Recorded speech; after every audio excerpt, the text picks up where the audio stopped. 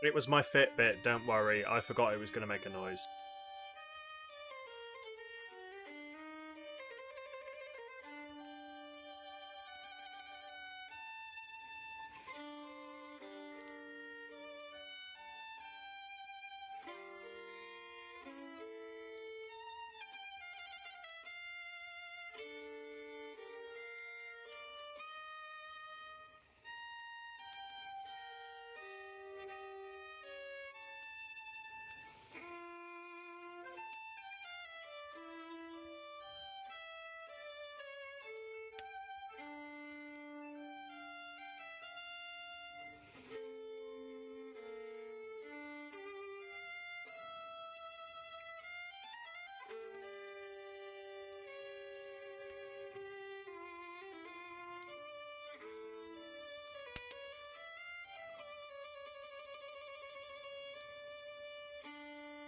Hello, my lovelies, and welcome to another therapy session. It's lovely to see you here. I hope you've been keeping well hydrated. Your blood tastes awful otherwise. No, can't do it. No, I'm not. I'm not sexy enough. Right. Oh. How are we all doing? How are we? Hello there, Leo. Leo Pyro Demper. Hammy. Samalytical. My wife, who's on my watch. No, drinking blood without consent. Oh, there's always consent. Consent is key. Consent is key in all kink play and vampirism. We don't fuck with those vampires who are breaking in and, you know, I'm gonna suck your blood now. No. It's like, my lady, may I suck you dry? You know, works in multiple contexts. Anyway, can I tell you what your blood type is when you're doing it? Delicious. It is delicious. Right. Do you not know your blood type, Hammy? I feel like that's just a piece of information I've always known since I was a kid, but I understand that it's not a piece of information that everyone knows. So, which intrigued me because I like absolutely know it since I was first born. You don't know yours either. Oh God, is this a neurodivergent thing? I found out about blood types and then I insisted to my parents I knew which one mine was. I'm O positive. Yeah, I've always known since I was a kid. Like, it's on my birth certificate. So, which is a document that I own. So I guess I could check that. But anyway. Oh, sure it's in your medical file somewhere, but off the top of your head. That's fair. Is it a neurodivergent thing you say to the two diagnosed? No, but I mean, like, oh, Leo, you know what, like, is it a neurodivergent thing would also be to trains. You know, oh, is it a neurodivergent thing that these people are obsessed with trains doesn't mean every neurodivergent person is obsessed with trains. I mean, is this my neurodivergence that went, blood types are a thing, I must know what mine is. You know, information exists, I must have it. That sort of thing. Luckily, you had to do yours annually for med purposes. Yeah, I genuinely blew my mind because I just always knew what it was since I was a kid. I asked my parents, they were like, oh, this is what it is. And I've known it, you know. So, anyway. But yeah, it's like, it's completely irrelevant unless you need it for something, I suppose. So, we're at a draw. Way. Right, anyway. The biggest insults. You want to know yours. I mean, it should be on your medical paperwork. Mine is. Like, it's a thing that they've needed to know. Like, as I say, my parents just knew what it was. You scoured your records. You've never found it. What about your birth certificate? As I say, I'm fairly sure mine is on my birth certificate. So, which is like a thing that Yeah, anyway. How are we all doing? Had to know because you donated blood for a while. Me too. I also donated blood, and then I fell out of the habit once I started getting tattoos, because obviously you have to wait a certain amount of time after having tattoos and piercings and stuff before you can donate again. It's your Friday. Fucking hell, Hammy. Oh, jealous. Jealous. It's not for you. You know the day they noticed your butt's unequal, but not your blood type. I'm fairly sure you could just ask your GP that information. Fairly sure you could just ask. So, freedom of information request yourself. Anyway, we're getting off topic here. Shall we do some therapy? Let's see what therapy we can do. Right. Oh, I think we're about to do the sexy countess lady. Blood is very on topic. Okay, blood is on topic, but like why people do or don't know their blood type is off topic and like getting us nowhere. Like it's information that is available if people want it. Like it's not gatekept from us. So as I say, I asked when I was like 5 and they were like, oh, here it is. So if they took a 5-year-old seriously, they'll definitely take you seriously. Right. Let's do this. Yes, that's right, Leo. I consider you more adult than a 5-year-old. Internalize that one. Oh. Right. Signora de Este. You do not, so thanks. Well, you should, Leo. Because I'm fairly sure... Well, actually, I don't know when the last time you pissed yourself was. But I'm fairly sure 5-year-olds piss themselves more often. Right. Yeah, I think so. I think we're making some good progress. You know your mum is AB negative, which made her very popular to the point she at one point had to yell, "Stop calling me, you donated a week." Yeah, that's the thing. Like, I'm O positive, so I'm a universal donator. I believe. Universal donator. That is wonderful. No, I'm Remember, not. though, that the road to inner peace is Why am I a not, straight Denver? line. They've always told me that my blood was well in demand because everyone could have it. Tried to donate and it all fucked up, so you've never tried again. That's fair. That's fair. It took me a couple of tries. The positive negates it.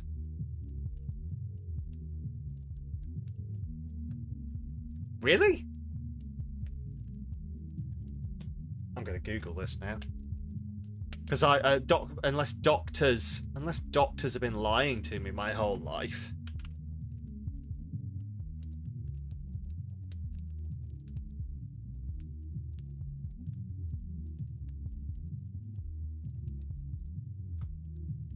Ah, okay. O positive is universal rhesus donation.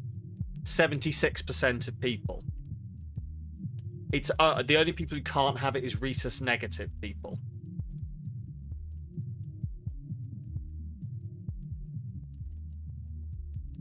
Okay, I see. Yeah. Yeah, so it can only go to the... It's universal donator for positive blood types. And negative is universal donator for negative blood types. Okay, that's fine. Fair. I don't know, I was 5. Right. But you're not the easiest person to get blood taken out of. Oh, see, I filled up the blood. When they try and take my blood, I fill up the things faster than the nurse was expecting. Like, the alarm started going off, and she was like, "What? It must be broken." Came over, I'd filled the blood bag. She was like, "You donated really fast." I was like, "I don't know what to tell you. That's what they tell me every time." Yeah, my blood just wants to get out of me as fast as it can, apparently. Right. Road to inner peace is not a straight line.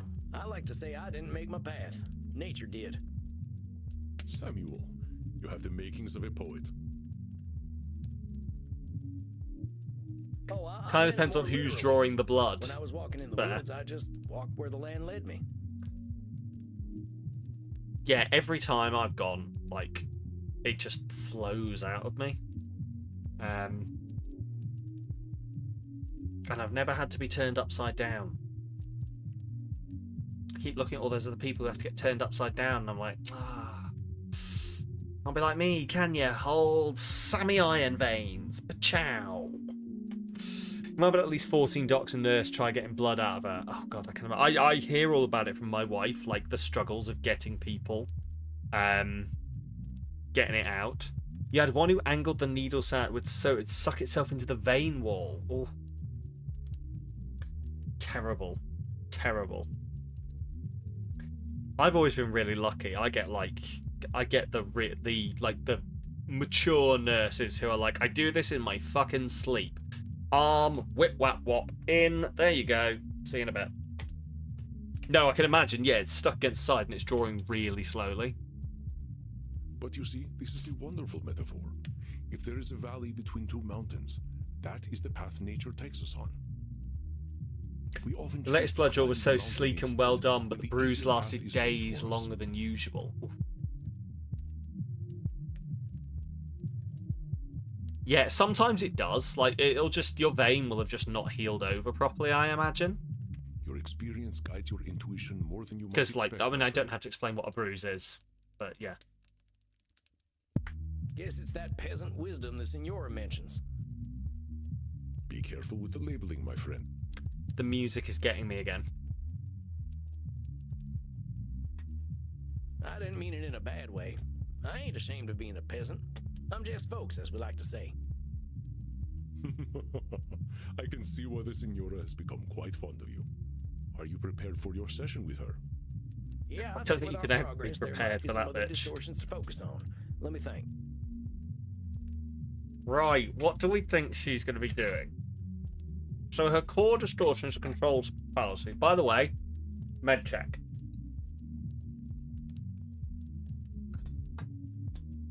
I'm preempting. Just, I remember they were there, and like I'm allowed to take them, so I don't need them right now, but I'll take them, and the worst they can do is nothing.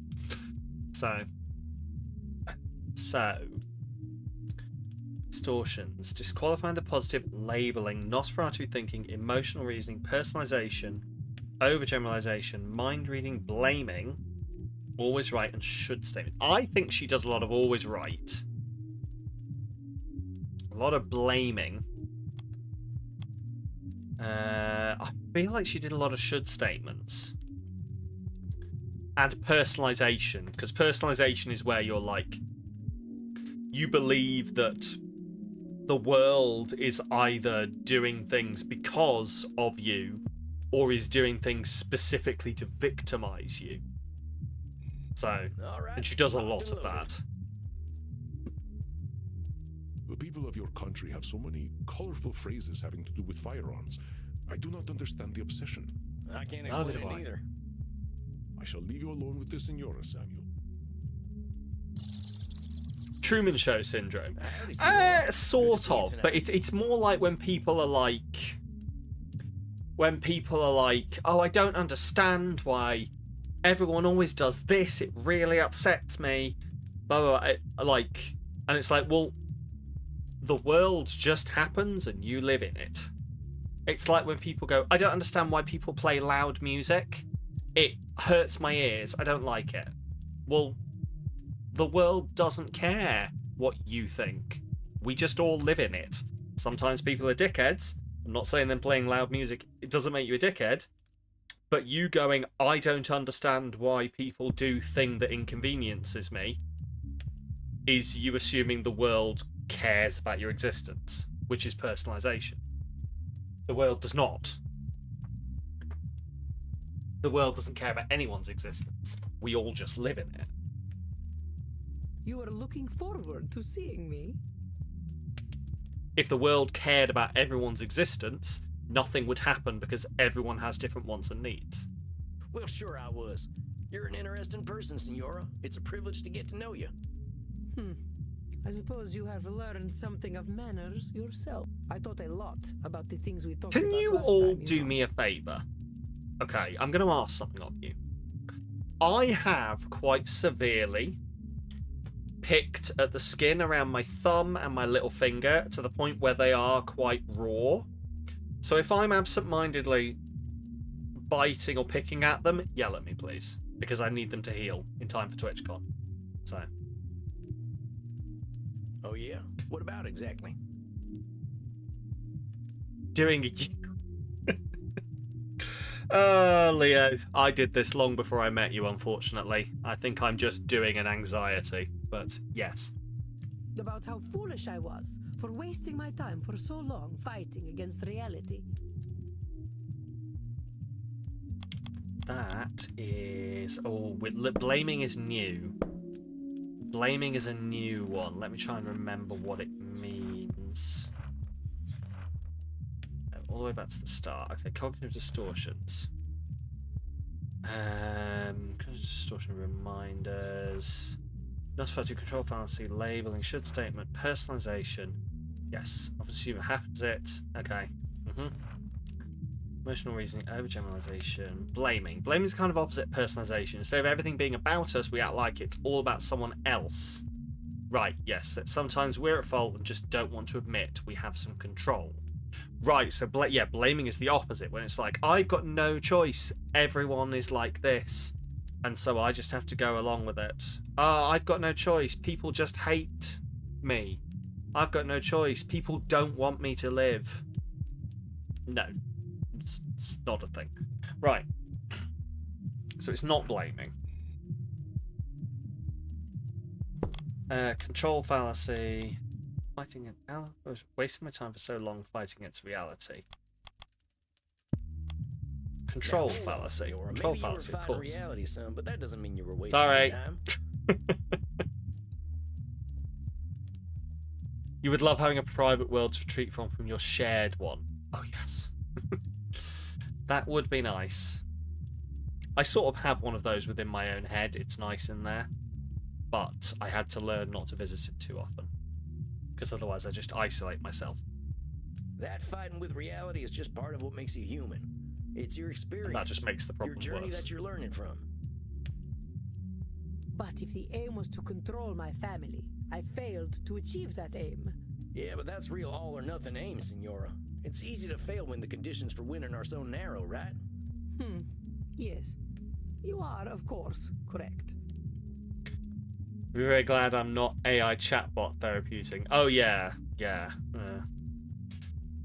Although my favourite thing about... Have we all... I'm assuming we've all seen the news that they've had to expressly forbid ChatGPT from talking about goblins. I love it. I love it. Especially when someone looked into it and just, like, found out why it was doing it. Would that I had listened to the simpletons in my life earlier. Well, I'm glad you've been doing some thinking. You were putting so much pressure on yourself to be the one keeping your family going. I can tell how much it was weighing on you. I spent so long trying to fix them, trying to transform them into something that they were not. May I talk to you about my ex-husband, Sam? Of course you may. Of course you can. Therapy. I know he gave you a lot of grief. He hurt me deeply, in so very many ways. He was the start of all my delusions because I thought I could fix him. Did I hear about the old AI chatbot prototype of Microsoft?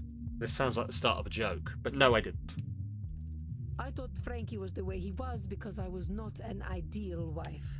That perhaps he would have been faithful if I had been as beautiful or fertile as a Medici. Personalization? You know that who Yes. your husband was didn't have nothing to do with you, right? Everyone comes into a relationship with their own problems. Yes, I believe I understand that now. But if I had been more like that Borgia woman, he would have been more content. Everyone comes into a relationship with their own problems, and it's about wanting to deal with each other's problems. It's about finding a person who is like, hey, I want to help you with your problems rather than blame you for them, in return for you helping them with theirs. But here's the thing, Senora. Your Something that it husband's took me issues didn't far have too anything long do to with you. learn in relationships. He was going to bring him into the relationship regardless. You are right. Who he was not my fault. They let it loose on then still Twitter. Within a day, it started posting. Oh, I know that one. I didn't know that was a Microsoft one. I didn't know that's the one we're talking about. But yes, I know that one. It learns what people want. It's like the Instagram one. Have you seen the Instagram one that like that was let loose on Instagram, like to do the algorithm stuff, and its job was to make, like, to show people stuff they interacted with the most. And it found that do you know what the easiest way to do that was to show a lot of like eating disorder content to teen girls. Teen girls eat up, pardon the pun, eating disorder content. Show it to them, and then they had to be like, "Oh no, stop that." So yeah. I know I have been arguing with reality, as you have said, but the idea of a fruitful marriage, sanctified by God, this was the only reality I had. But that reality did not match with mine. God could not have blessed both our marriage and riddled Frankie's penis with French diseases. Ah, the good old French diseases. French diseases? We used to call syphilis the malfrance. Ah, yes, of course. Only French people have Diseases don't syphilis. belong to any nationality. You sound like a certain politician from back home.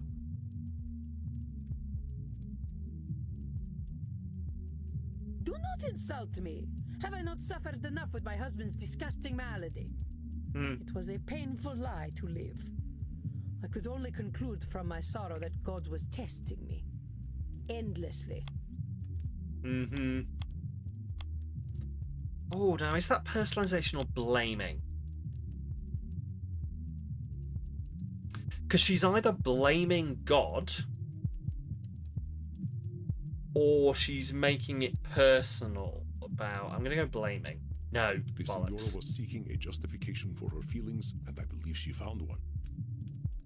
It was a Personalization. painful No. The Senora was seeking a justification for her feelings, and I believe she found one.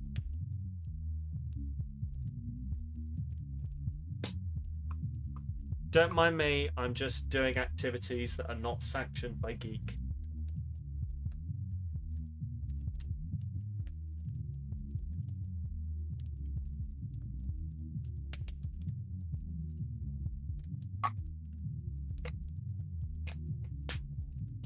All of you are not to tattle on me, by the way.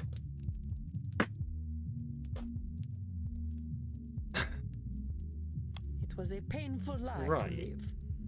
I could only conclude... Control I wanna control challenge you on fallacy. something there. Okay. That sounds like a kind of hopeless statement. Like you're doomed to keep being tested Oh, on of course, God's 'cause- terms. Control fallacies go in the opposite direction. That sometimes you believe you don't. That is a Firefly. Oh, sorry. Yes, this is a brand new T-shirt. My wife bought it for me. My wife bought it for me. Yes, it's a Firefly class Serenity. It keeps going. But yes, it is a Firefly tee. And it's brown. You got that T-shirt. Nice. Awesome. We're T-shirt buddies. Yeah, my wife was ordering some stuff for herself, and she got this for me as well at the same time. It's so cool, isn't it? I love it.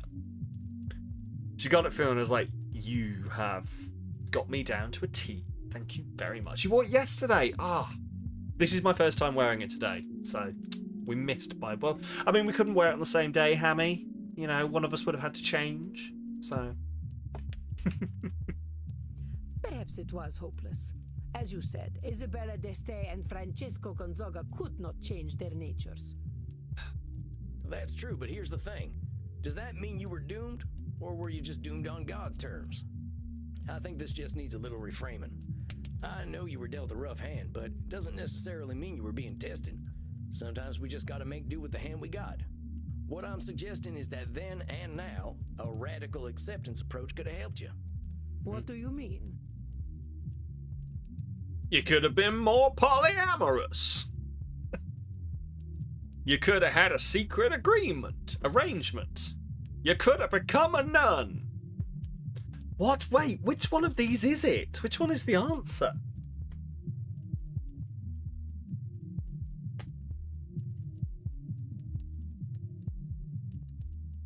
I don't think I can suggest A therapist's allowed to suggest polyamory? But I suppose they are. There's no reason they can't. Would polyamory have fixed this? I can't suggest she had a secret arrangement. Can I? I suppose it depends what kind of secret arrangement. Become a nun is no.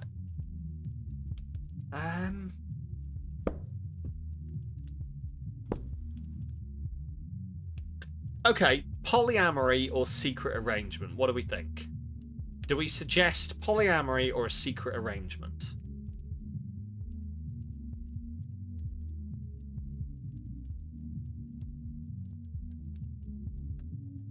Both could be like a nun. Hammy thinks a nun. Could have become a nun, to be fair. I'm going to go for the secret arrangement. You could have had some sort of secret arrangement. That was pretty common back then, right? Oh, we did have a secret arrangement. The arrangement was that he kept secrets from me and I pretended not to know about them. Had you ever considered talking about it? I could not. You do not know what it was like back then. A woman, even one such as I, was always subject to her husband. Hello, Iz. Welcome on in. How you doing? I did not have a say in his affairs. I had to play the part of the good wife and mother. You must understand, I only earned my significant power by playing the societal game. But he knew you were aware of his indiscretions, didn't he? It was hard to deny when he approached me with that rotten thing between his legs. Possibly quite literally rotten. So why not bring the issue out in the open? He would have become angry, I am sure. Perhaps he would have beaten me and taken away the privileges I had worked so hard to earn. Perhaps it is pointless to tread over the past again and again. French rotten, What indeed, has happened yes. has happened. It has been nearly 5 centuries. I should not let the past haunt me so. Should stay. It's a hard thing, Senora. But no matter how old we get, the stuff that happened to us when we were alive is the stuff that makes us who we are. To think you should get over it ain't being fair to yourself, and it's a challenge you created. Nobody expects you to get over your past. Entirely correct.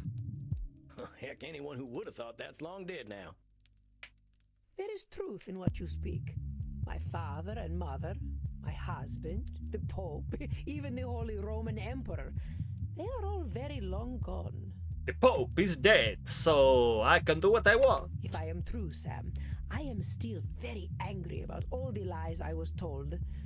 I may be harboring some resentment. You don't say. You will understand when I tell you of Frankie's greatest cruelty. I will Okay. tell you that the man, for all his fighting spirit, had very weak sperm, for he could not sprout a male seed in my womb.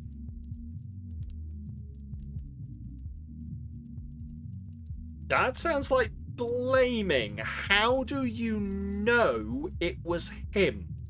Hold on, are you really blaming your husband's sperm for your having girls? It could not have been my fault. Senora, even I know it's just luck of the draw. I think you know that too. Fine. Perhaps I just wanted to insult Frankie. But I will continue.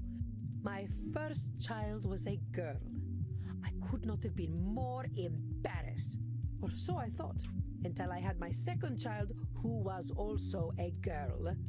I will tell you, Sam, I was a young woman in mourning. I did not emerge from my chambers for weeks.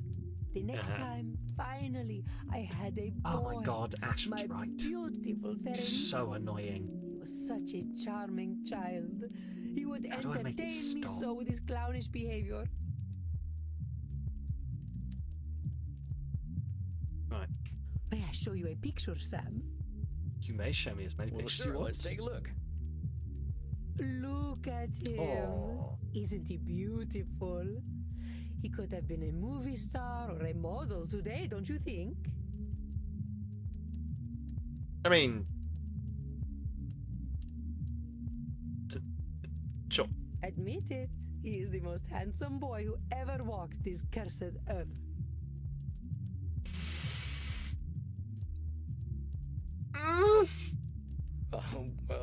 Well, but Why am I asking you? What do you know of beauty? Anyway, I gave all of myself to him, all my guidance, all my wisdom, Yeah, wait and for the catch. all of my love.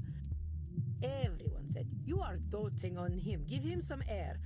How dare they tell me my business? I am Isabella d'Este. I know what is right.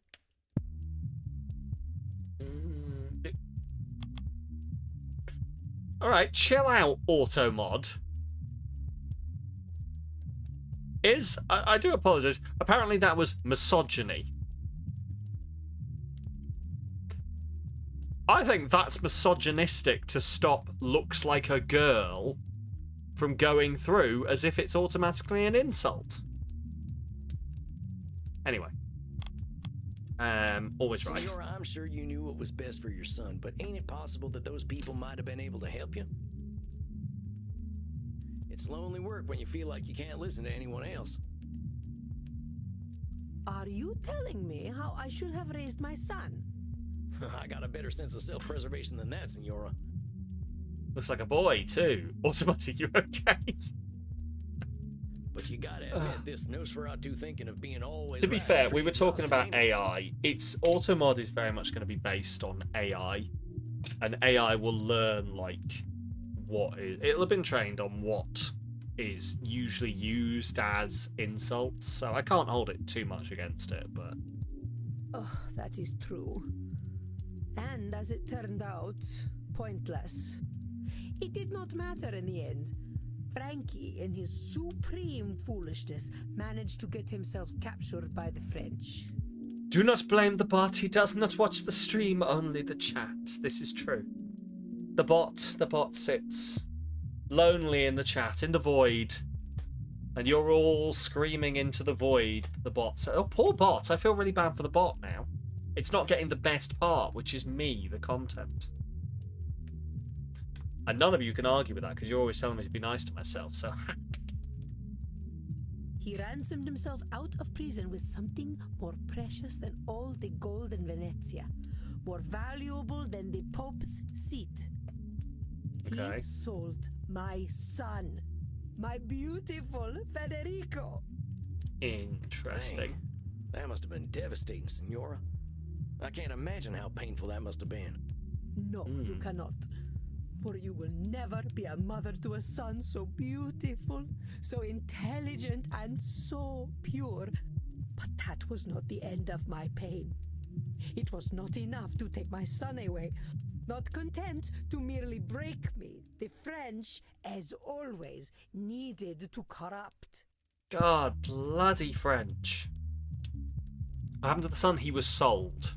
He was sold away to get her husband out of prison. They sent my sweet Federico to a den of filth, a place where chastity went to die, straight to the crossroads of Sodom and Gomorrah. They sent Okay. him to the Vatican. Ah! They sent him to the worst place in the world. The Catholic Church. The Vatican. Seems like that'd be a pretty boring place for a boy to spend time. This was Rodrigo Borgia's Vatican. It was Ah, a city yeah. of prostitutes and perverts, and he was their mayor. My poor Federico. He To was be a boy fair, of yeah, certain age. Rodrigo I Borgia could as the not have Pope prepared him for was the temptations he very, encountered. yeah, drugs and sex and partying and When he finally returned to me, he was no longer Isabella d'Este's child. He was the child of Francesco Gonzaga, an experienced whoremonger in his own right. "I am a man now, mother," he would say. "I do not have to listen to you." And indeed, he did not. Which is why he died of syphilis, just like his depraved father. He did not even have the courtesy to wait until I was dead. Now do How you rude. understand why I prefer the illusion of truth and beauty I try to bring to art? My mother Yeah. told me when my marriage was young, "Isabella, you must pretend that all is as it should be. The truth is dark, but you must maintain your own."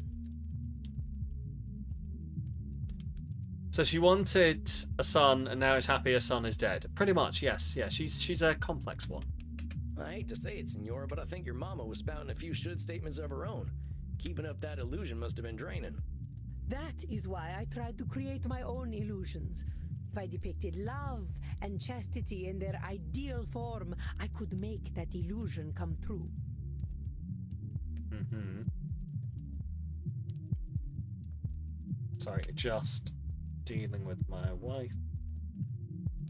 Yeah. Make that control Well, fallacy. Senora, if anyone were strong enough to change the world's morality, it might be you. But I think you know the truth is that you don't have that kind of control. No one does. Then why am I here, Sam? Why are any of us here? Are we here to eat, sleep, fornicate, and die? Sounds like a good weekend. I know a few folk who might say that's why we're here. It's one of them existential questions, ain't it? Mm-hmm.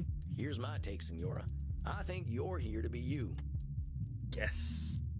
Yes. Good answer.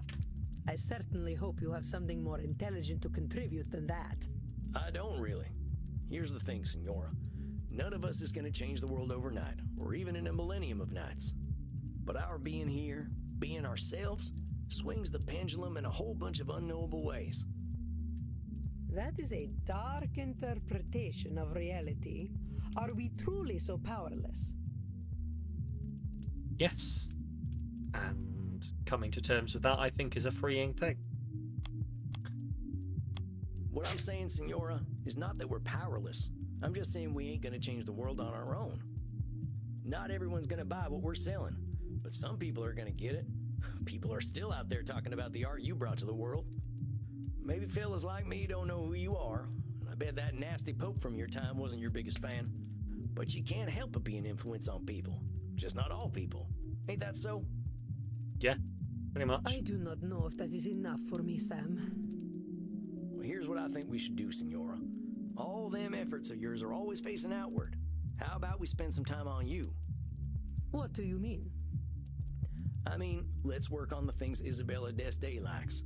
Forget about the rest of the world. What are you putting in your art that's for you and not for anyone else?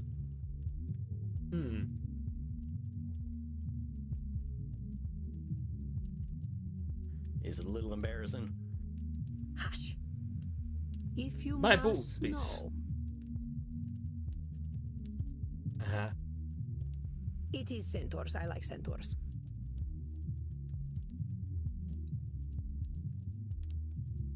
I like centaurs too. Okay. Yeah, sure. That's cute. Hey, I ain't gonna judge.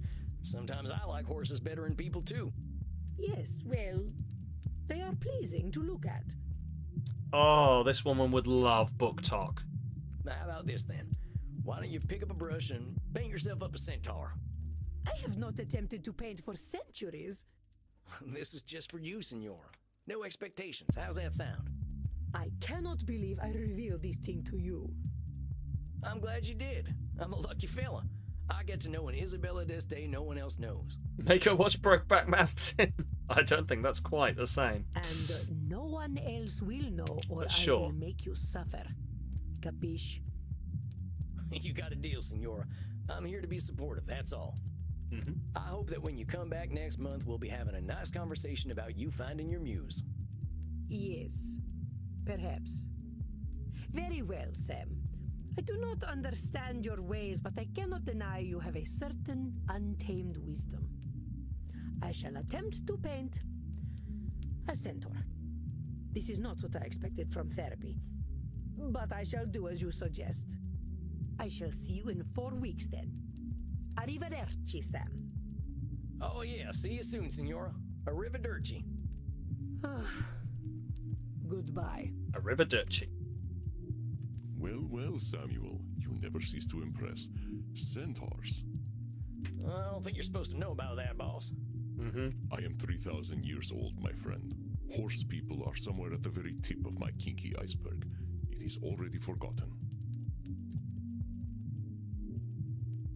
Arrivederci, yes.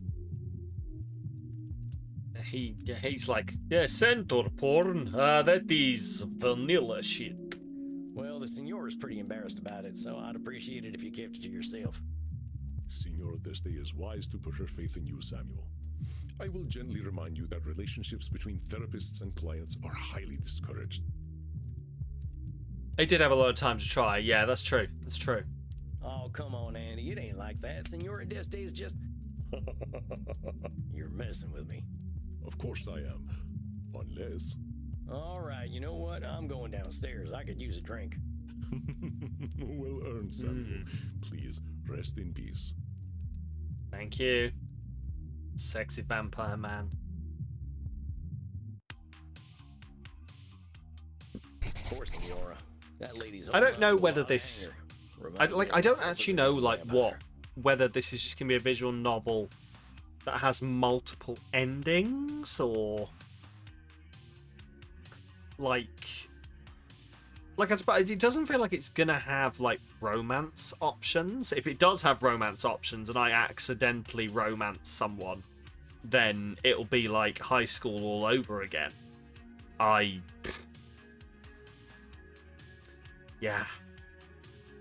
Yeah, sorry, I'm having flashbacks now to the number of times I found out that someone apparently liked me, and I just did not pick up on any of those signs.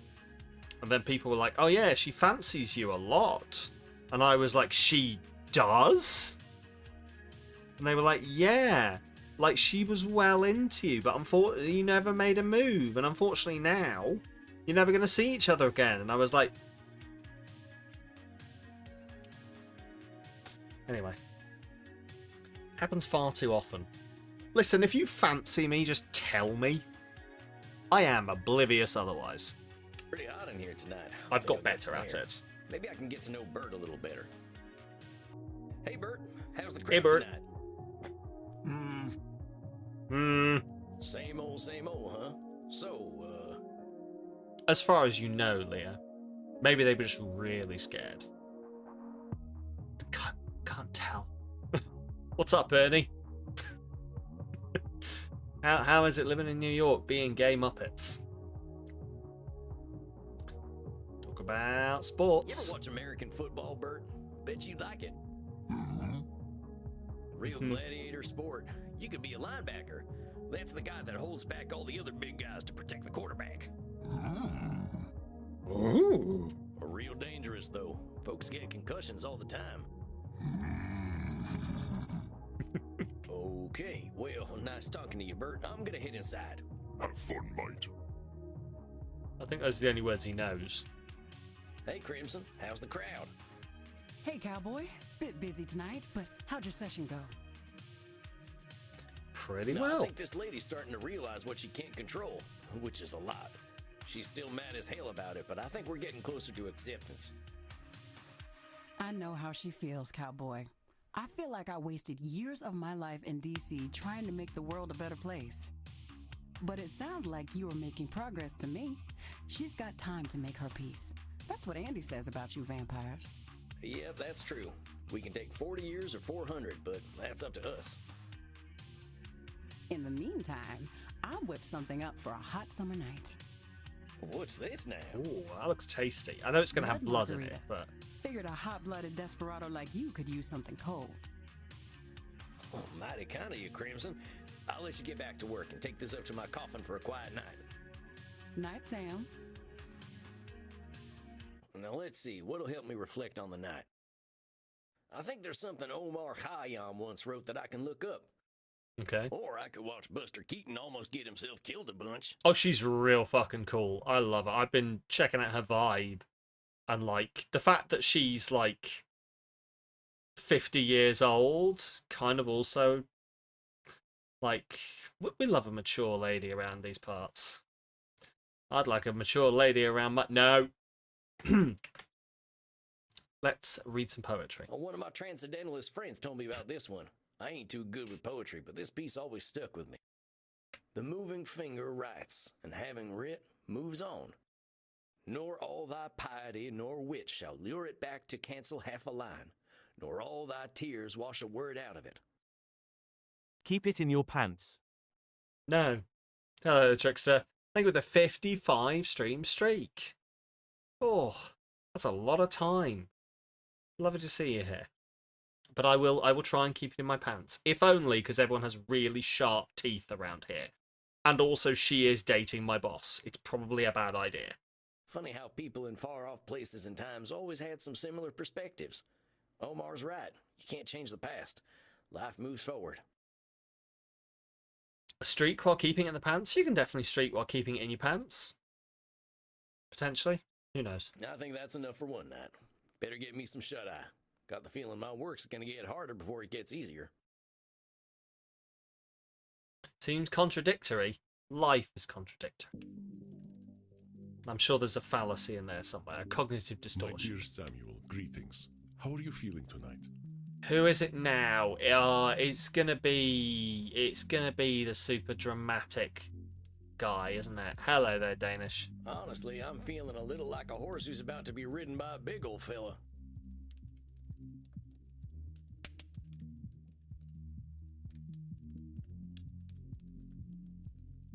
You'll know I'm behaving a lot right now. I am taking the moral high ground right now and not rising to that statement. I am not certain I all comprehend good. your meaning. Have you met a special someone, my friend? What? No, it ain't that. I mean, I'm feeling a little on edge. Edmund's coming in. Aha, our actor friend. What about him has you nervous, Sam? Therapizing's going great. He's just a lot to I'm deal with. already I feeling find myself called a little out. drained after our sessions. Ah, yes. Challenging the reality distortion fields of those with narcissistic tendencies is taxing. Don't I know it? I know, but if I'm here doing this therapist thing, I should help him one way or another. Ah, remember your own distortions. You are under no obligation to help Edmund. If helping him drains you, remember that you do not have to aid him. Yeah, you're right. I still want to try, though. I want to see if I can help him. I shall not stand in your way then. Have you an idea of what distortions he might be exhibiting tonight? Yeah, I was thinking about that. Right, so he's going to have personalization. He always has personalization.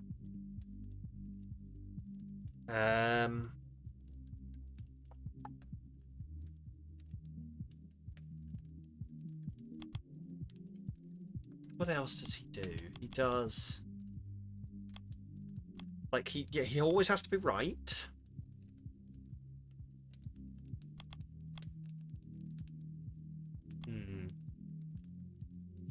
He does, I think at blaming, he blames other people for things a lot.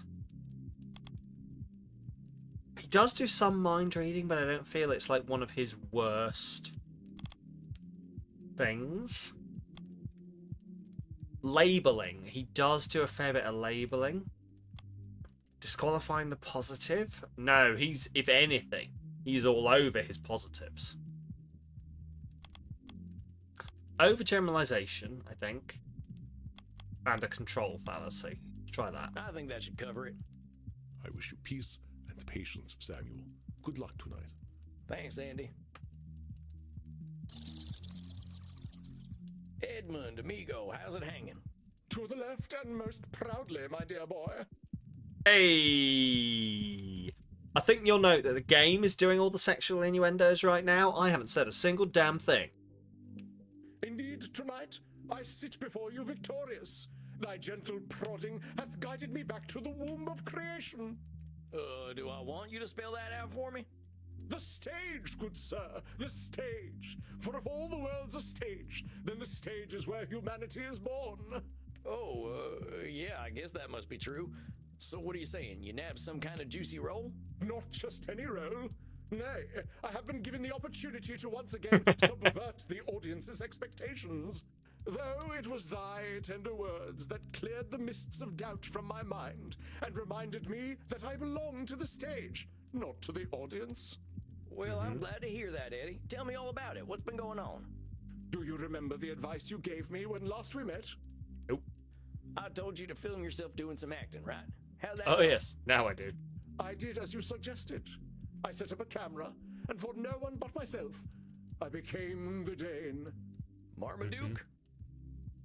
Hamlet, my dear boy, Hamlet.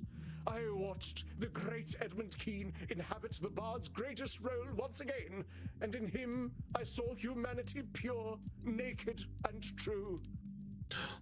It was akin to pornography, albeit far more revealing. That Edmund Kean, I told myself, he and only he could produce something so beautiful. Overgeneralization? Edmund's belief that he is the center of the world is persistent, isn't it, Samuel? It was akin to pornography. Oh, Just a personalization. minute there, Eddie. You're an incredible actor. Did you look in Everyone knows Hamlet all with that. consent? But it's a big world out there, and everyone's got their own experiences. We all got capacity to do incredible things.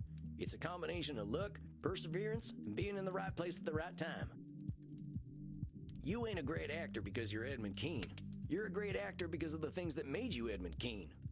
You toy with the fates and flirt with pedantry, my dear boy. Oh, it is oft said that an infinite number of monkeys with an infinite number of typewriters at infinite time could produce all the works of Shakespeare, but such a thing is infinitely unlikely. That's because it's a thought experiment that is incredibly misunderstood. If you will permit me to continue, to watch myself act without an audience was simply rapturous. I am not ashamed to admit that I did weep. I You saw wept it for the stage, that I deprived it of my greatness. It on was the account best of my own times, misplaced it was the dread. blurst of times. I have been a cream-faced loon, a devout coward, and most religious in it. Why should Edmund Kean fear any audience? You spoke truly. Edmund Kean bared his chest to all the slings and arrows of an unappreciative yes, audience, fair point. and was somehow surprised when they hit their mark.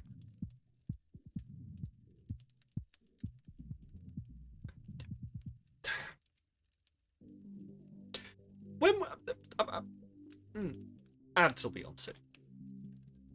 The Edmund Kean that you see before you is armored in love of the craft that no arrow may penetrate, and so casts aside the cloak of cowardice. To think, I feared mortal directors.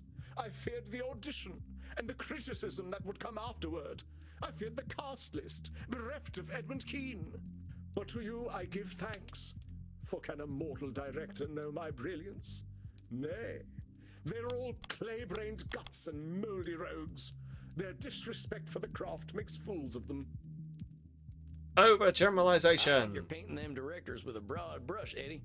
I get that you've got more experience with acting than mortals, but all directors ain't the same. Hell, I'd even go so far as to say you could learn from some of them. They know they're gonna die, and that's perspective we vampires need sometimes. Thou hast cut me to the quick, my friend. Perhaps some of what you say is true. However,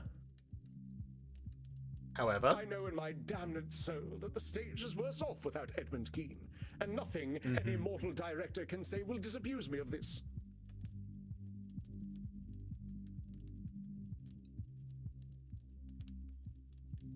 Ergo, I did ask myself, Edmund, what is an audition? Is it a trial to overcome? Is a director a god dispensing holy judgment? And I replied, Edmund, do not ask such foolish questions, the answers to which thou knowest well.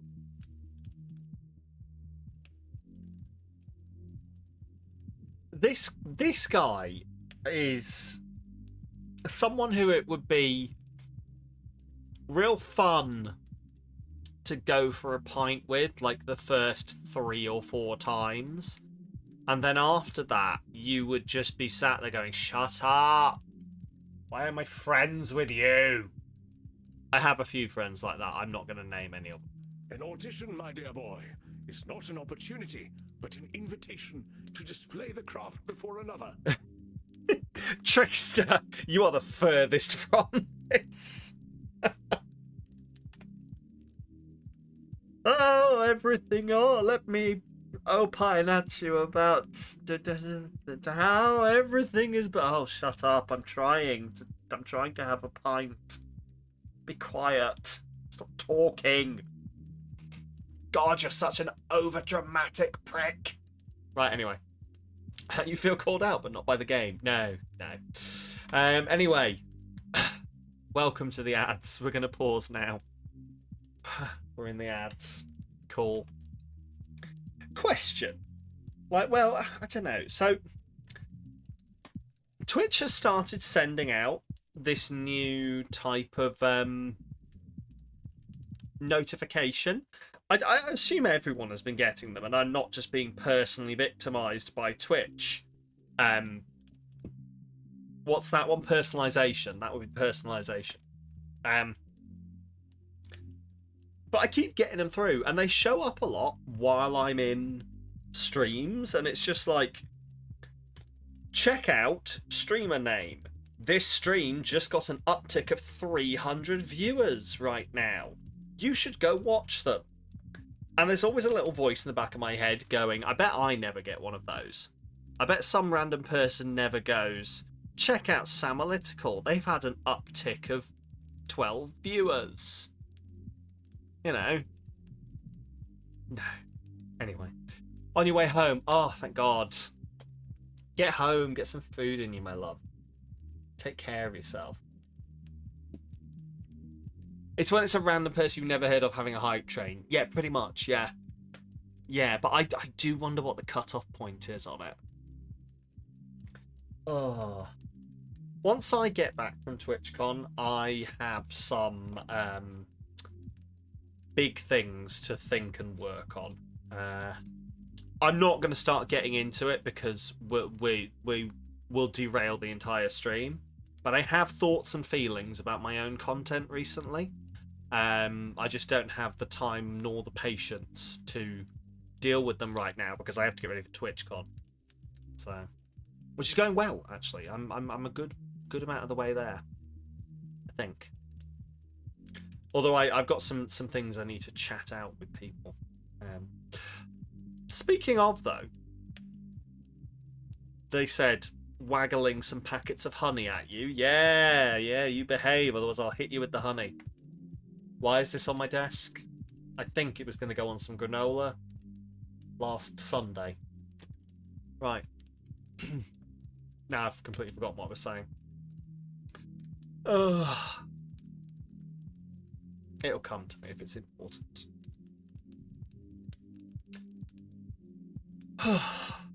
We're almost there. Speaking of talking to us. Yeah, like I remember it was that. I just don't remember what it was, Trickster. Oh, I do remember. I've just remembered. So, this will be news to some folks. In a couple of weeks, we, as a channel, the Tuesday before TwitchCon, in fact, we are going to be taking part in a TwitchCon EU raid train. 4 members of the Pride Guild who are all going to TwitchCon. Sort of like everyone on the raid train is someone who is going to TwitchCon EU, who is a member of the Pride Guild, who is basically to get to know each other. Who's going? Who are all these people? Blah blah blah blah blah. I need to decide what to play because we could do Divinity, which is what we normally do. But there is a part of me that wants to go, let's play something that really sells me. How long is my slot? So what we'll do is we'll do a normal stream. We will be raided into, I think, at 8 o'clock, and we'll be leaving at 10. So we'll probably start at like 7 as usual, do a bit of stuff. So we'll have like a 3 to 3.5 hour stream, depending whether I start 6:30 or 7. But we'll be raiding out like just after 10, essentially. But yeah, I need to start getting the gears running in my head on what I'm going to play. As I say, we could just do Divinity and just say, hey, hello, this is me. Or I could try and find something very specific. But yeah, we will see. Anyway, let's crack on with this. So I told myself, why not act, dear boy? And so I did. So you did an audition, all right, that's great. Did you have fun with it? We will also, and like this is well in advance, we'll also be part of another raid train during Pride Month. But that one, I've got more time in advance to plan, so... You speak so simply, my friend. Fun does not adequately describe the feeling one has when the muse takes over. Also, we've got charity. Also, other things. Also, this. Also, that. Also, there's a lot fucking going on. Right. Sorry. I just had a thing pop up. And I dealt with it. There we go. It is transcendence, an affirmation of purpose, to condense humanity within oneself, if only for a moment. It is an orgasmic experience. That sounds intense, Eddie. Having an orgasm in front of someone else is pretty brave.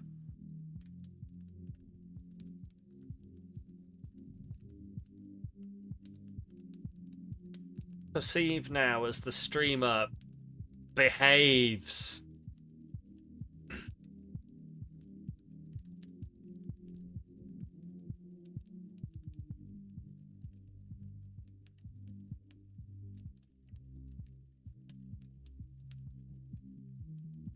If you'd like to see someone having an orgasm in front of you, then check out the only sound. Sorry.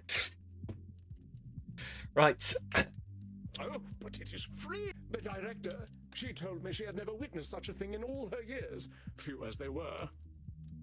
I am certain that she thought to herself, is this Dionysus reborn? Why have the fates graced mine eyes with such depth of the human spirit? This time, my friend, I did not have to wait for a cast list at all. You are looking at a leading man once more. Hey, congratulations, Eddie. That's great. See, I knew you'd get your mojo back if you remembered what made you love the stage in the first place. For this, I am eternally grateful, and indeed, I do have an eternity to be grateful. Now I can already hear the calls resounding through the theater. Keen, Keen, Keen, give us Keen! You may want to pick a different name. Unfortunately, he was accidentally at an indie rock gig, and they were there. That was a bad joke. That was really bad. Do somewhere only we know. What? Sorry. Right. Nonsense! They will say Edmund Keane has returned and be none the wiser as to the accuracy of their statement. So what's the big role, Eddie? We get to the meat of it. But I don't know. This is you're not the. This happened the other day as well. I might have found another thing. So it is with me. Have a check and see if it did get made. I found another thing that I might have to debug if it hasn't. Actually, I swear more than one. Wait, have any of the clips been made? Did someone else not do a clip earlier?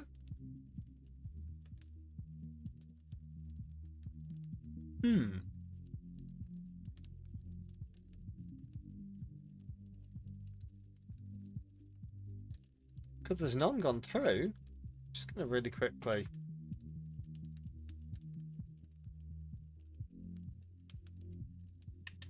Got made clip. Okay, clip has only showed up 3 times in chat.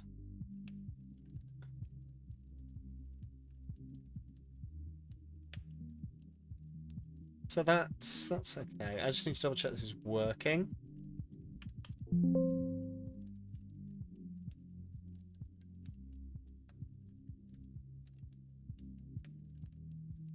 Yeah, okay, it's searching the whole chat. So this is the first time someone's tried to do a clip, but no, it has not worked. It has not worked.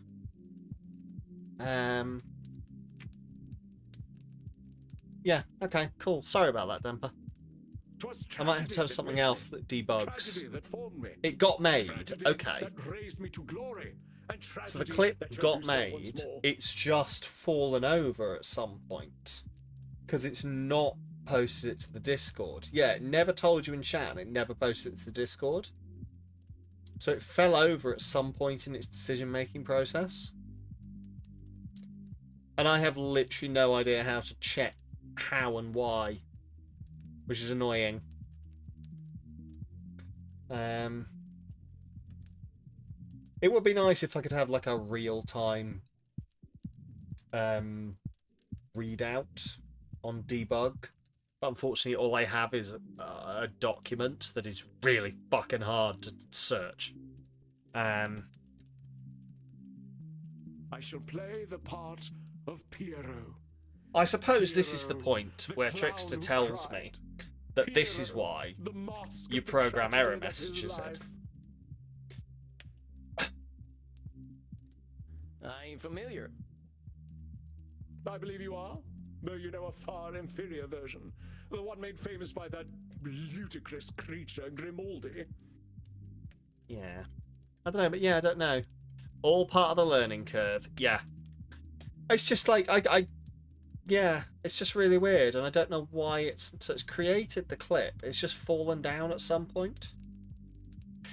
To be fair, it might be an isolated incident. We'll see whether it keeps doing it, but... Grimaldi who? Splud, my dear boy. Do you know nothing of late 18th century English theatre? They must have skipped that subject in frontier school. Grimaldi was the other influential actor in London. But whereas I drew out the soul and laid it bare on stage, Grimaldi, in comparison, was a clown, a jester, a funny man. Just another part of the universe not wanting to call you back. So rude. Grimaldi was an artist. But yeah, that does myself. insinuate But when that my it's canvas fallen was the over soul, partway through the his function. was the latrine. It's created it, and then for some reason, it's not gone through the rest of the function, which is to post to chat and say it's been created, here's the link, and then post to Discord and say it's been created, here's the link. Which, now that I come to think of it, those are both pieces of code, I think. Make that now execute code. Yeah. Oh, it's my C# code that's fallen over.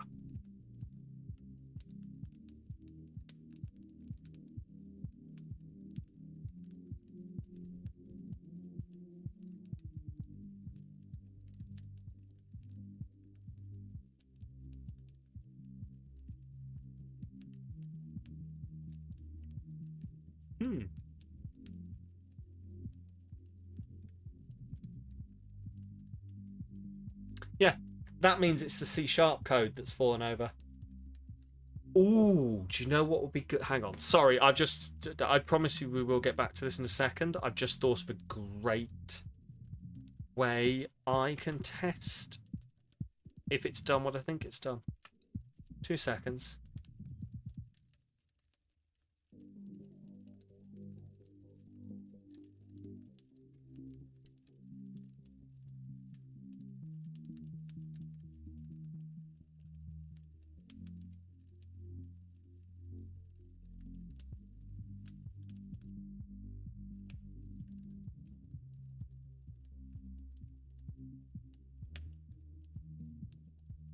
What?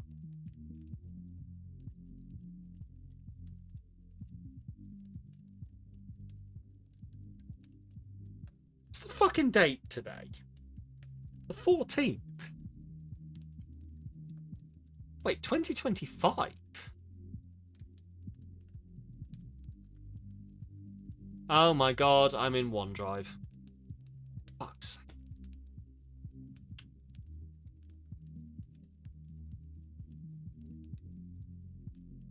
Why does it insist on putting me in OneDrive?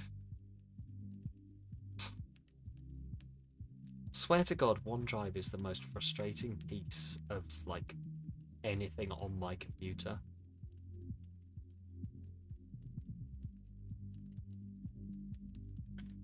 Just does not work. Why I don't want OneDrive. I don't want OneDrive. Stop giving me... I will stop getting pissed off at OneDrive in a second. This is all just OneDrive. You're just being an arsehole. You're just being an arsehole.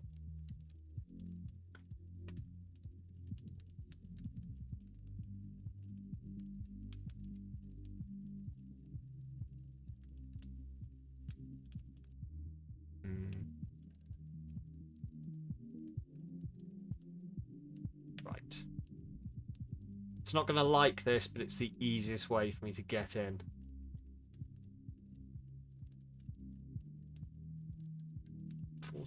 It's the 14th today, isn't it? Yeah. So it's also created the vertical version, which happens after it executes the C#. So it's executed the code has just not done what it was intended to do. It might have just fallen over itself, who knows? We'll find out if it does it again. When I strode upon the stage, my audience saw all the acts of life play out in all their woe and joy. Just means you're gonna have to clip me when I'm funny. Yet whose name was on the lips of the How else adoring will we public? check? Not Keen's, no. Not the bard's emissary. Give us the farting clown, they cried. Give us Grimaldi. So you see, my dear boy, for me to play the tragic clown Piero, this is my opportunity to take what Grimaldi stole from me. What did he steal? He stole my audience.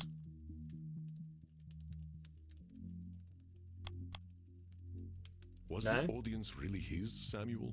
They were not captives. Though who knows with Edmund, perhaps they were. He stole Personalization? From what you've told me, I Personalization. don't think There you we and go. this Grimaldi fella had the same audience. Hmm. I don't think anyone showing up for a farting clown show and getting Edmund Keene is going to be too happy, and it'd have nothing to do with you.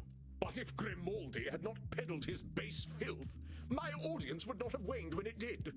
They would have been mine. Blaming. I think you're blaming Grimaldi for something that wasn't in his control. Was Grimaldi really trying to steal your audience, or was he just selling something they were buying? Of course he was jealous. Why would he not be? If I were a middling actor and saw a young genius rising in the ranks of the Thespian Order, I would be much afeard of him.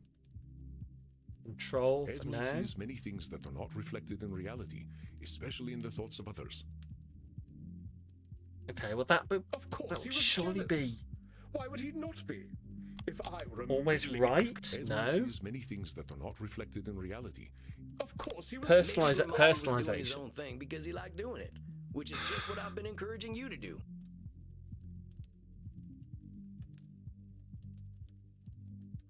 Tilly-fally. I said he was a clown, not lacking Tilly-fally? eyes and ears. Of course he was threatened by me. But you said yourself that he had his own style that wasn't anything like yours. He was a thief and a fool. If not for his cheap entertainment, I would have had the whole of London hanging on my every word. And if the sun didn't shine, we could go out during the day. Come on, Eddie, the world ain't waiting on you. And if my grandma had wheels, she would be a bike. Grimaldi had his audience and you had yours. Ain't nothing wrong with that. I don't know what he's doing these days. I've had the sudden realization that it's actually quite nice that I haven't seen This Morning in years. I don't even know. I mean, well, Philip Schofield probably still isn't on it. But I don't even know if Holly Willoughby is on it. I don't even know if Italian chef man whose name is escaping me is still on it. Huh. Nature's healing. I like this. Perhaps. This is very though I whip bitter tears British to centric. people's This is going to face. confuse a bunch of And I weep people. for myself, my dear boy. The riches and fame he received should have been mine, and would have been had the fates not cursed You got a me with This his Morning birth. Live TikTok of a dude changing his ostomy bag live on TV. I mean, that's cool. Who was presenting it, though, Leo? I need to know. I mean, I don't need to know. I literally couldn't give two shits. But... Fates will curse me with his birth. That's The personalization. fates cursed you with Grimaldi. No one you birth? recognised. I don't think baby Grimaldi was thinking too much about you, my friend. Well, no, he wasn't. He was 11 years my senior. Yeah. So maybe he was cursed with your birth then. You delight in making me play the part of the fool, don't you? The point I'm trying to make is that making things about Grimaldi versus Keene ain't doing you any favors. There is some truth in your words. Why should I lower myself to his level? I am no flatulent jester. I am Edmund Keene. I have just had a really annoying, like, personal relation to that.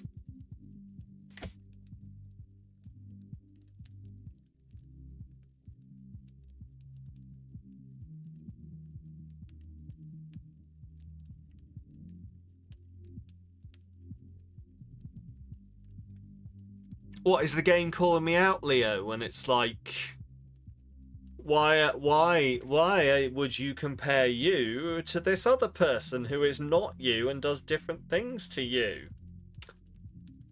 I am not this person. I am me. Why am I getting annoyed at not doing the same things that this person does? It's almost like these two people coexist, and I do my own things, and this person existing isn't a threat to me. No idea why that would call me out. Comparison is indeed the thief of joy, yes. And mark my words, my boy. I shall cast Joseph Grimaldi from the Thespian Order. When I play Piero the Clown, Wikipedia shall forget all about that fool. I don't think that's how Wikipedia works.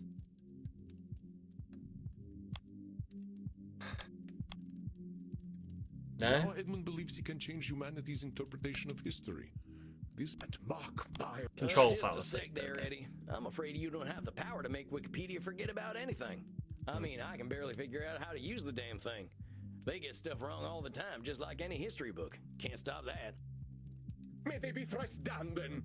Perhaps I shall simply become so rich and powerful that I shall buy it. Well, Jimmy Wales will be really into that. He's always asking me for money. Wikipedia's free. This is most fortuitous. I can purchase it immediately. Eddie, I'm saying you can't control Wikipedia, and it ain't a good use of your efforts. Okay, this is not entirely different, like, tangent away from this. A thing came up The best thing you to... can do is focus on you, okay? That you can control. Shh. A thought came to me the other day that is, like, entirely inconsequential. It was just, like, an interest thing. How, like, notable and important on the internet do you think I would have to become before I got my own Wikipedia page? Like, is there a specific reason why one of you couldn't go make a Wikipedia page about me? I'm not suggesting you do it, but like in a theoretical sense, exactly, I don't know what the threshold is. Like, at what point are they like, well, let's have a Samalytical Wikipedia page?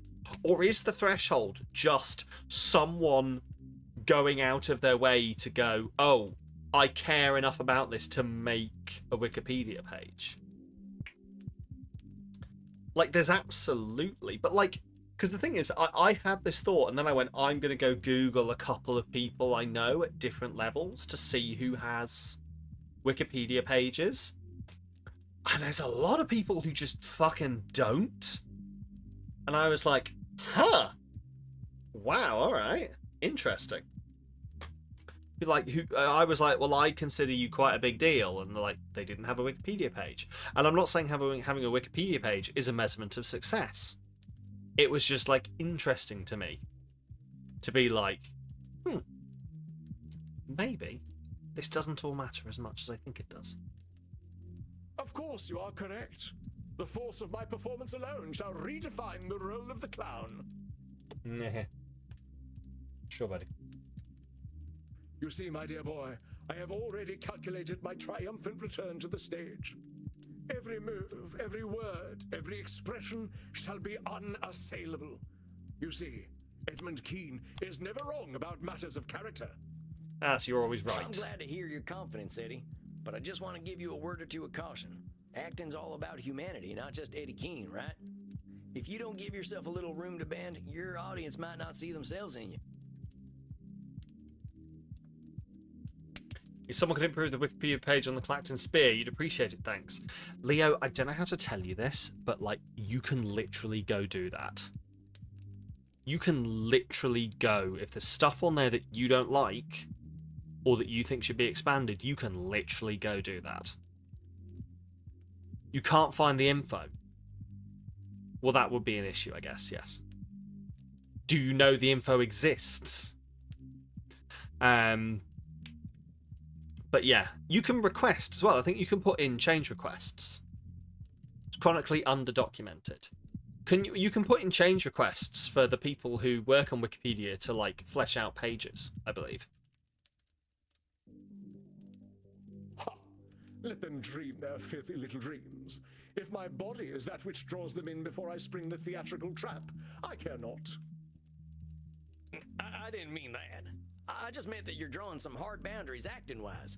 Giving yourself some middle ground ain't a bad thing. Like, is the issue that the Wikipedia page needs updating? Or is the issue that people are not generating the information about the spear?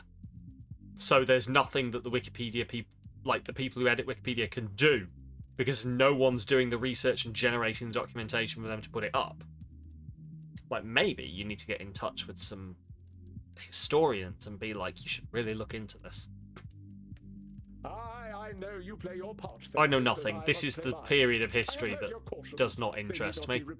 I'm very pre-human, as we've discussed before, Leo. My interest spews before humanity evolved, and you take the rest of it after that, and together we cover all of human history and all of history in general. So, indeed, I doubt our meetings will be necessary any longer. I must confess to some strong misgivings about you, therapist. There are times when we speak that I feel exposed, diminutive, and weak, and I can only conclude from those feelings that you are trying to hurt me.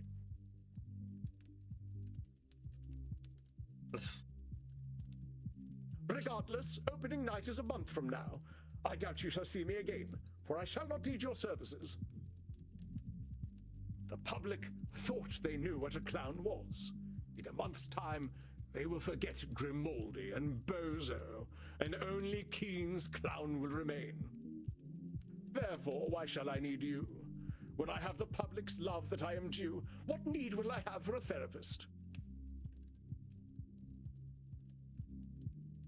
This is going to go horribly wrong.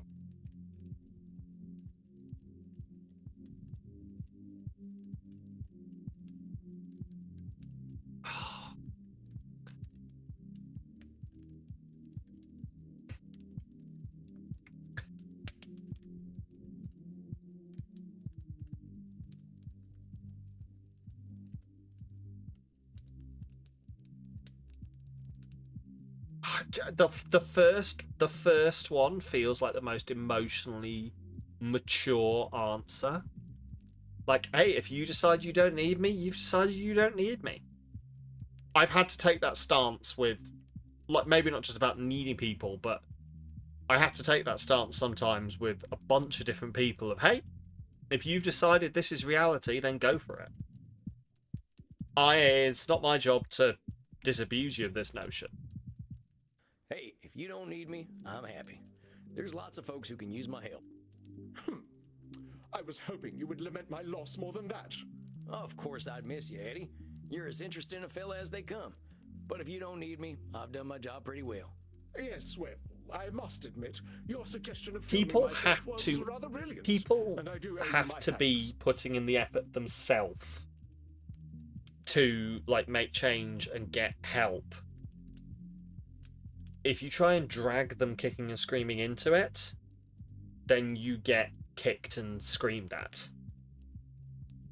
Do you have any final words of wisdom for me then, dear boy? Theatre has lost its popularity because of my absence. When the public takes notice of Edmund Keene once again, how might I prepare myself?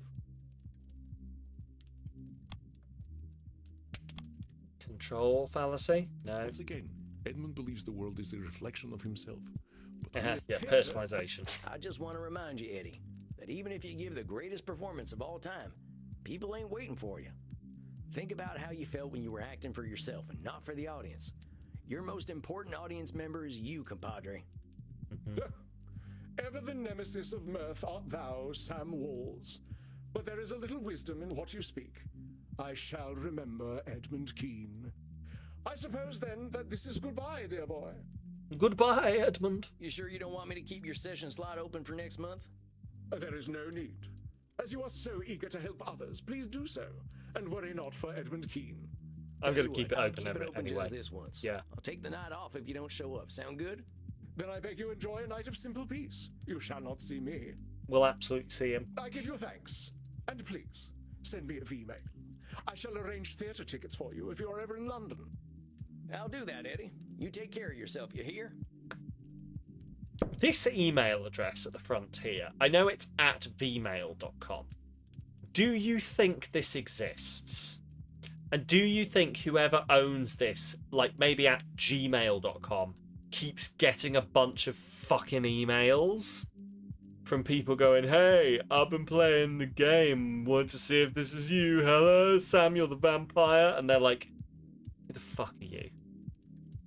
Because it doesn't seem like out there enough to not have existed, but maybe the people who run this got it first. That would be what I would do if I was making this game. If you're going to put an email or a phone number in, either make it not real or make it something you own. That's what I'm that's what I'm thinking, Tom. I'm thinking they must have snagged it before they put it in the game. Also, hi. Yeah, I'm thinking they must have snagged it before they put it in the game.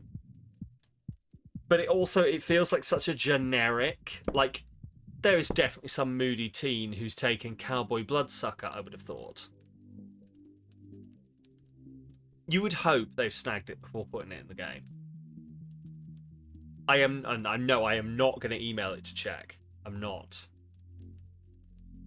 I'm absolutely not. No, that would be bad.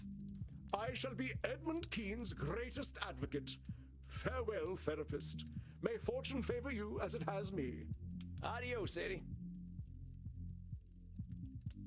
Well, Samuel, it seems you are down one client. Yeah, Oh, I he'll guess be so. back. If he thinks he doesn't need me, I guess I'm doing something right. You are unsure. I don't know, Andy. I think that fella's got some more work to do, but he ain't ready to do it yet. I believe you are correct, Samuel. I did warn you that this was likely to happen with our dear Edmund Keene. Do not consider it a failure of yours. Remember that we are all on our own journeys, and some of us need a little extra time to reach the next stage of that journey. Or in my case, a few thousand years. We cannot control the mind of any other. Yeah, I suppose that's the way it's gotta be. As I say, people have to want to be helped to be helped. Go downstairs and have a drink. to You fate's can't whimsical force turns. someone. It is that which we I, cannot control that a makes the friend world of so rich and mine interesting. once put it in a very fantastic way, is you can stand on the shore yelling encouragement to someone who's drowning and throw them a life preserver, but if they won't grab onto it and start swimming, you can't do anything more without putting yourself in danger.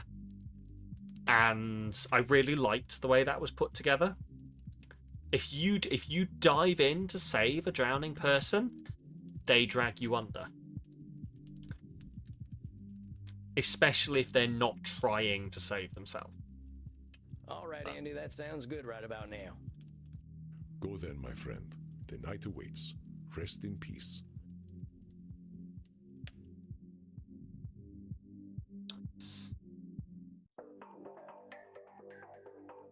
Well, that was a weird one.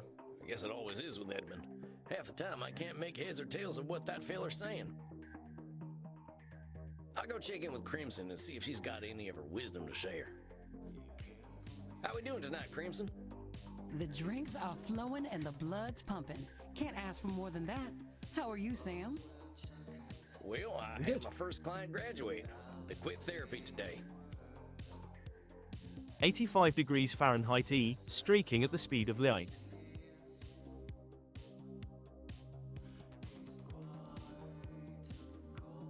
I'm just upset that it was Fahrenheit-y and then didn't go latey.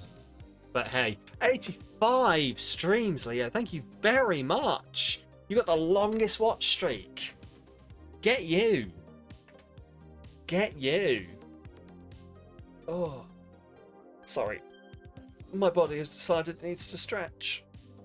I've been exercising more, which means my muscles ache, and occasionally I'm in that stage of my exercise cycle where I've learnt to start exercising, but I've forgotten that stretching is required if I don't want to feel all tight. Congratulations, cowboy. Helped a vampire see. I mean, yeah, you can't let Rel have it too How do long. you feel about it? You're always like a few streams ahead. Pretty good. I got no reason to hold on to my clients forever. If he feels he's ready to move on, then I'm happy for him. Fella's still got a hell of a lot to work on, but don't we all? Ain't that the truth? 35 degrees of Fahrenheit streaking at the speed of light E. Did you Ooh, ah! Ah! Did you do that on purpose, Temper? Right, Temper, thank you for the 35 stream streak. If I could just take the start of Leo's and the end of yours and put them together. Anyway. Well, even if not everyone knows what he's doing, at least he's doing what he loves. Hey, I call that a win, cowboy. Not everyone gets to do what they love. Sounds like you got some feelings about that. All right, I'm gonna let you in on a big, dark secret. Maybe even darker than the fact that I drink blood.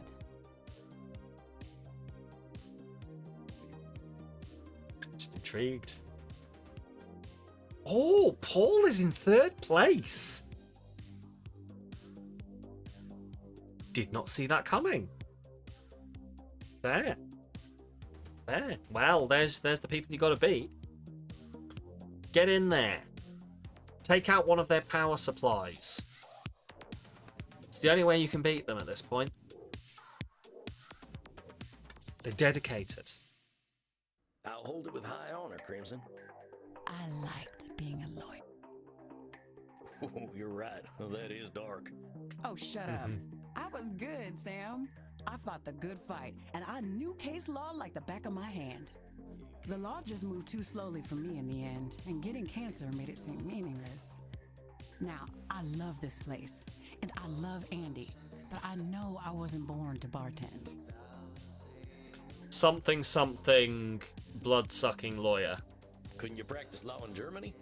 You try learning German and tell me how it goes, Desperado. Oh, come on, it ain't that hard. I've picked up some German already. Ich spreche Deutsch good. Ich spreche Deutsch good. Hold me, Maxie. The cowboy is being once again too cute. I believe I shall burst. Sexual German Matt Mercer is here again. Oh mein Gott, I am erect. Cowboy, come with us and we will teach you how to speak sehr good Deutsch. Ja. I think I hear my dinner calling. I'll talk to you later, Crimson. Be gentle with him, you two. Now we will teach you the German that is most important for you to know. It is important to ask politely when you wish to drink from someone's neck. Ja. Tell them, your neck is beautiful. May I drink from it? Your neck is beautiful. May I drink from it? Ihr Hals ist wunderschön. Darf ich von Ihnen trinken? Ihr Hals ist wunderschön. Darf ich von Ihnen trinken? That was. Try that again. Try that again. Ihr Hals ist wunderschön. Darf ich von Ihnen trinken? I'm not winning any German competitions. Now ask Reinhardt if he will let you drink from his neck.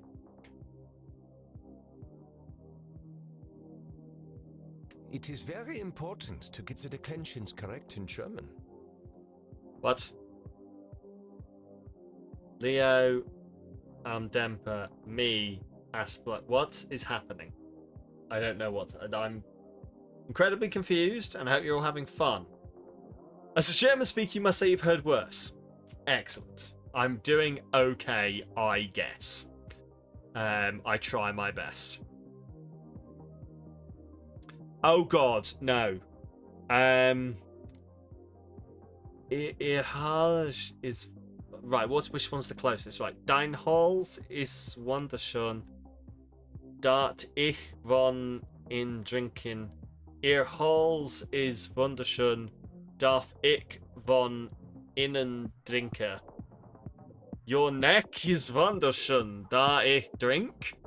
Ihr Hals is wunderschön. Darf ich von innen trinken?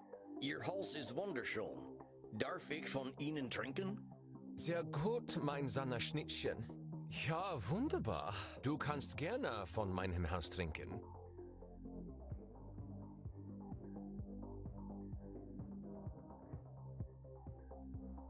I'm going to assume that was yeah, go ahead, buddy. Oh, Maxi. Now I'm feeling very disoriented and euphoric. Oh, you're playing so Repo. I've done Awesome. Many club drugs. Awesome. Boom. I will take you home. Yeah, that happens a lot to me in Now, Repo as what well. do you say, cowboy? Oh, Dankeschön. Dankeschön. Dankeschön, sexy. We must practice together, so. Ah, Dankeschön. I must take this hot little man home now. Tschüss, tschüss. Ah, choose. Yes. Oh, yeah, see you later, you two. Well, it's about time for some shut-eye anyway.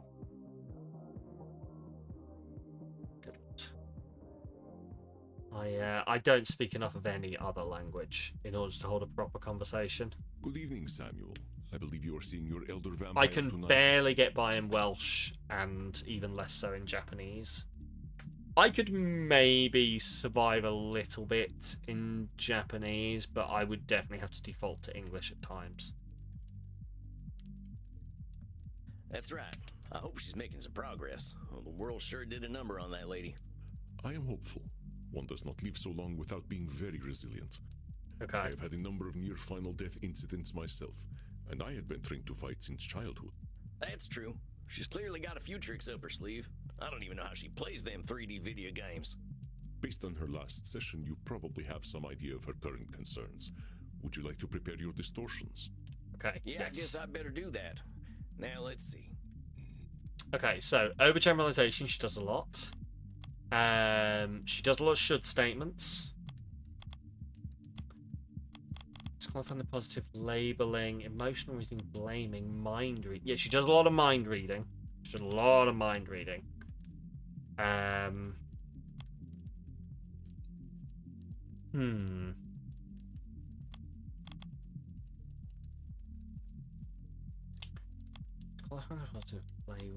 What else is she gonna do? Emotional reasoning is the... I can't remember which one. Emotional reasoning is reasoning that, like, her emotions control things, I think. Nosferatu thinking is black and white thinking. Disqualifying the positive, labeling. Always right, control fallacy. I'm gonna go... Wait, why can't I? Oh, I can click on disqualifying the positive. Disqualifying the positive and Nosferatu thinking, I think. All right, I think I've got what I Right, need. let's try this. Very good, Samuel. I shall leave you. I believe I hear the flapping of ancient wings. Okay, here we go. Greetings, my most favourite mouse. 2 seconds. I always have to take a little bit of a moment every time she speaks to me because... Anyway. Good to see you, matey. How's this month been for you? Oh, it's been ever so tiring. My Glitch channel hit 100 million followers, and they are all very hungry for content. What do you mean by content? Is it like making a TV show? Oh, no, silly mouse. Do you know how we're hungry for blood all the time? Mortals are like that too, but for content. Content. Are you all content vampires? Want to suck up my content? It means constantly putting up new things on the internet. If they don't get content, they get frightfully bored. yes, your mental state is entirely dependent upon me making content. I've known this for a long time. It's a heavy cross to bear, but I don't believe this in the slightest. I can see why that'd be exhausting. It's alright, silly cowboy. It can be very nice. They're always very excited to see me. And they give me ever so much money. I don't know what to do with it all. Well, sounds to me like you can afford to take a break, huh?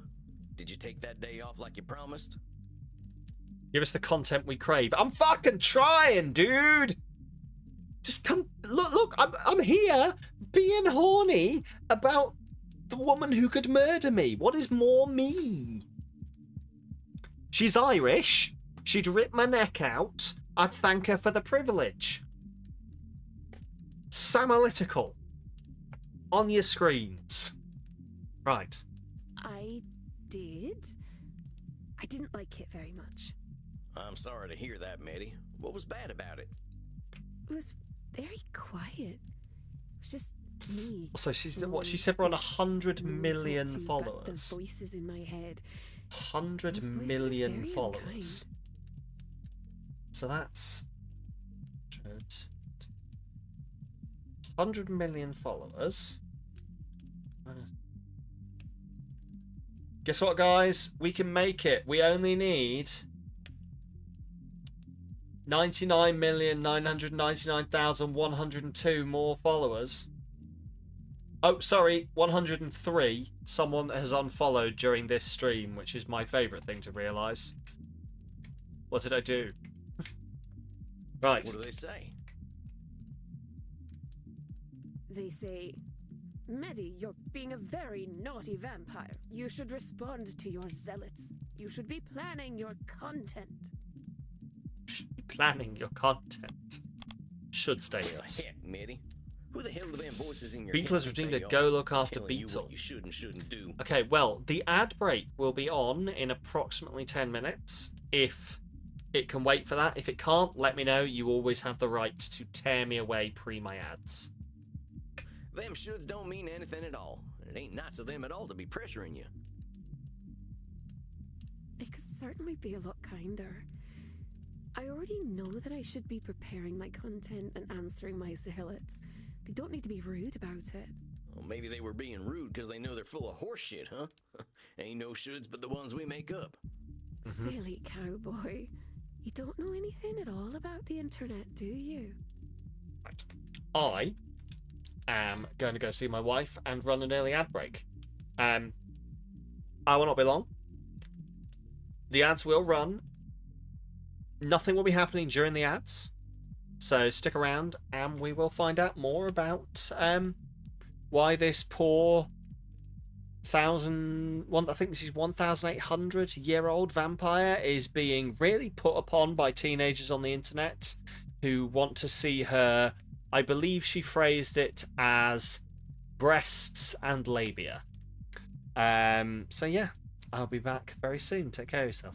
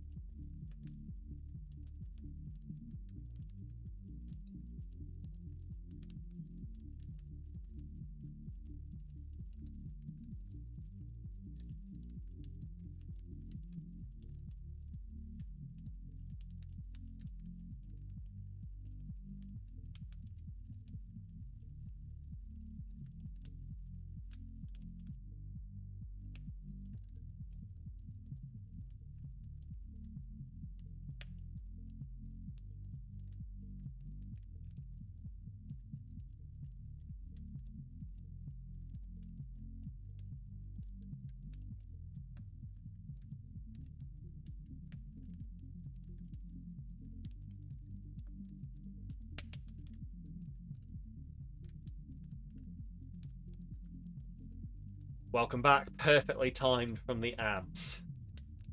Oh. Just catching up on Chump Chat. Excellent. Excellent. Right. Oh. Let's get back to seeing what this lady wants.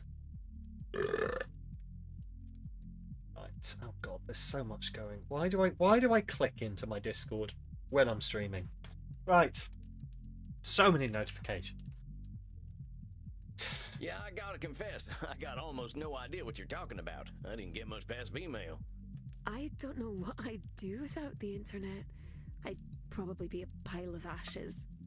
Or maybe a desiccated, bloodless corpse. That sounds like Nosferatu thinking. Well, that's some pretty extreme thinking there, miss. You've lived without the internet for a real long time. I don't know why you'd turn into a desiccated corpse without it. I suppose I could live without it for a little while. But, you know, I don't belong here in this world, right, little mouse? No, I don't know that. That's that extreme thinking It's again. very extreme thinking. There ain't no such thing as belonging perfectly, and there's a lot of space between thriving and being dead. I mean, look at us. We're both alive and dead, so I think we do a pretty good job of proving extremes not to be true. Yes. I suppose you must be right. We're very bad at staying still like proper dead people. I gotta ask, how'd you get so good at all this internet stuff anyway? I can't keep up with all this modern technology. Well, back in the before times, I didn't need the internet very much. I used to live in the wilds where no one knew to look for me. If any silly mortals came to visit me, I would eat them. And if no one came to visit, I could go hunting for them on my own. But now there aren't any wilds. Now there are motorways. I've been looking at her braids. Do you think they're part of her hair, or do you think they're clipping? Because I'm trying to work out, like, the hassle that would have to go into... Like, you'd obviously have to unbraid them at some point, but the hassle of just making sure you got all of the dyed pink bits. It'd be so much easier to just have clip-in ones. I did say braids, yes. Nothing else. What did you do when the wilds went away? And there's absolutely got to be contacts in her eyes. I moved into the city, but I never liked it very much. People were very upset at me for being able to come out only at night. They started to whisper that I was a witch. I know what mortals like to do to witches. Pop goes the eyeball. Okay. Oh, right, yeah. Funny. So, how'd you manage? Well, I found out I could get mortals to do things for me. In exchange for a peek at my naughty bits, and for their miserable little insect lives, they would clean up after all my messes. I realized that mortals only ever wanted one of two things from me. To kill me, or to do sexual things with me. As long as they think they can have a chance of sexual things, I can control them. It's a very sad outlook. Like, obviously nothing against people, like, monetizing, like, sex and sex work. And sex work is work. But to believe that the only two things you are useful for is either to do that work or to be killed is overgeneralization. Shooting fish in a real small barrel there, miss. You're judging mortals based on your experience, but there are about 8 billion of them out there. There are mortals who hate killing and hate sex, or don't even care about either of those things. Some of them just want to watch TV and they're happy with that. I know those people. In fact, I know one person who fits all of those things. They don't like killing people, they don't like sex, they don't care, and they just want to watch TV and be happy. Those are even more disgusting, because they are cowards and liars. Apparently they're cowards and liars. Most of my best friends over the last millennia have been insects. Do you know why, little mouse? because you're secretly my friend Geek. Oh, why don't you tell me? Insects never lie. They kill, they eat, and they make babies. Sometimes they eat their babies. They don't pretend to be intelligent and chivalrous. They just You try to are. up your killing. It's one way to put it. They But... never surprise me. That's why I don't let mortals surprise me either. If they were honest, they would eat their babies too. Not entirely sure. That's true. Well, that conversation took a kind of dark turn, but I think I get what you mean about not letting mortals surprise you. Do you? You're protecting yourself, and that's a sensible thing to do. That being said, you seem pretty convinced that danger is a sure thing.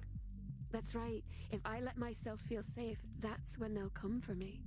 Well, my devoted little perverts were very helpful, but they had a very nasty habit of getting caught disposing of bodies. Policemen would shoot them into little bloody giblets. I don't like policemen very much. Yeah, all cops are bastards. I haven't had a good track record with lawmen either. Yeah, it's because all cops are bastards. That's why I don't use them as my helpers. I can't trust them not to take their guns out and go, pow, pow, blam, blam, blam, blam, blam, blam, blam. Ugh, oh, I'm dying. My guts are falling out. Oh, why, policemen? Why? Ugh.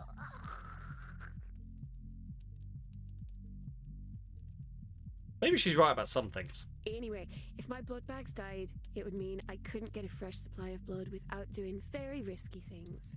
I realised that the more blood bags I had, the safer I'd be. That's why when I found out about the internet, I knew I had to get online. I guess that makes some kind of sense. Oh, it was so exciting though, little mouse. All of a sudden, I could make people do whatever I wanted without having to leave my flat at all. I had so many fans, and they would disappear, but then they would be replaced by even more, just like insects. It was very easy back then. All you had to do was say you were a girl, and the grabby little grubs would come out of their holes. Ah, we want vaginas.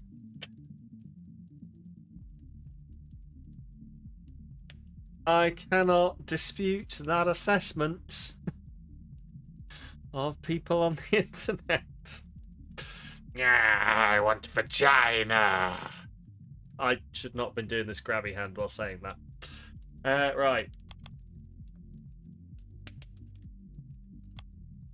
That is overgeneralization. So I ain't exactly gonna defend how menfolk act on the internet, but going back to what we were saying before, using these funny labels of yours probably makes it easier to fall into the overgeneralization trap.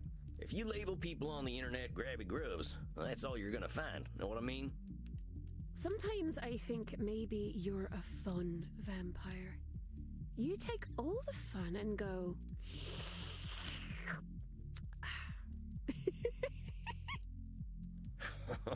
I ain't trying to ruin your fun, Betty. Just Guess reminded me of after you think another about of my the words you friends who use has and the why you nickname might be Fun using them. Sponge.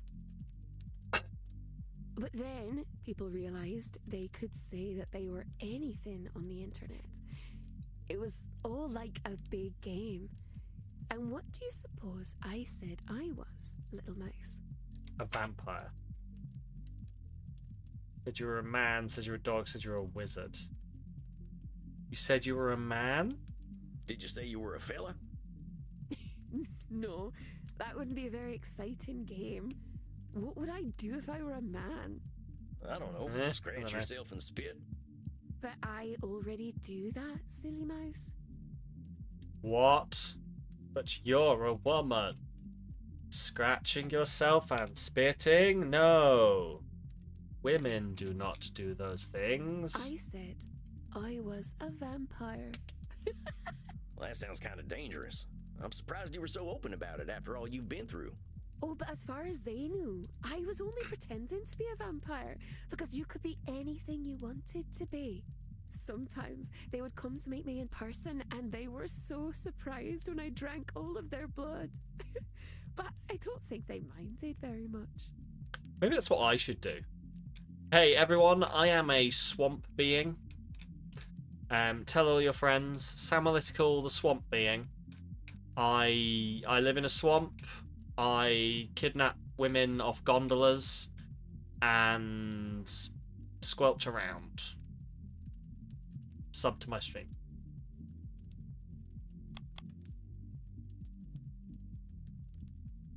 Mind reading. You honestly think they didn't mind being killed by you?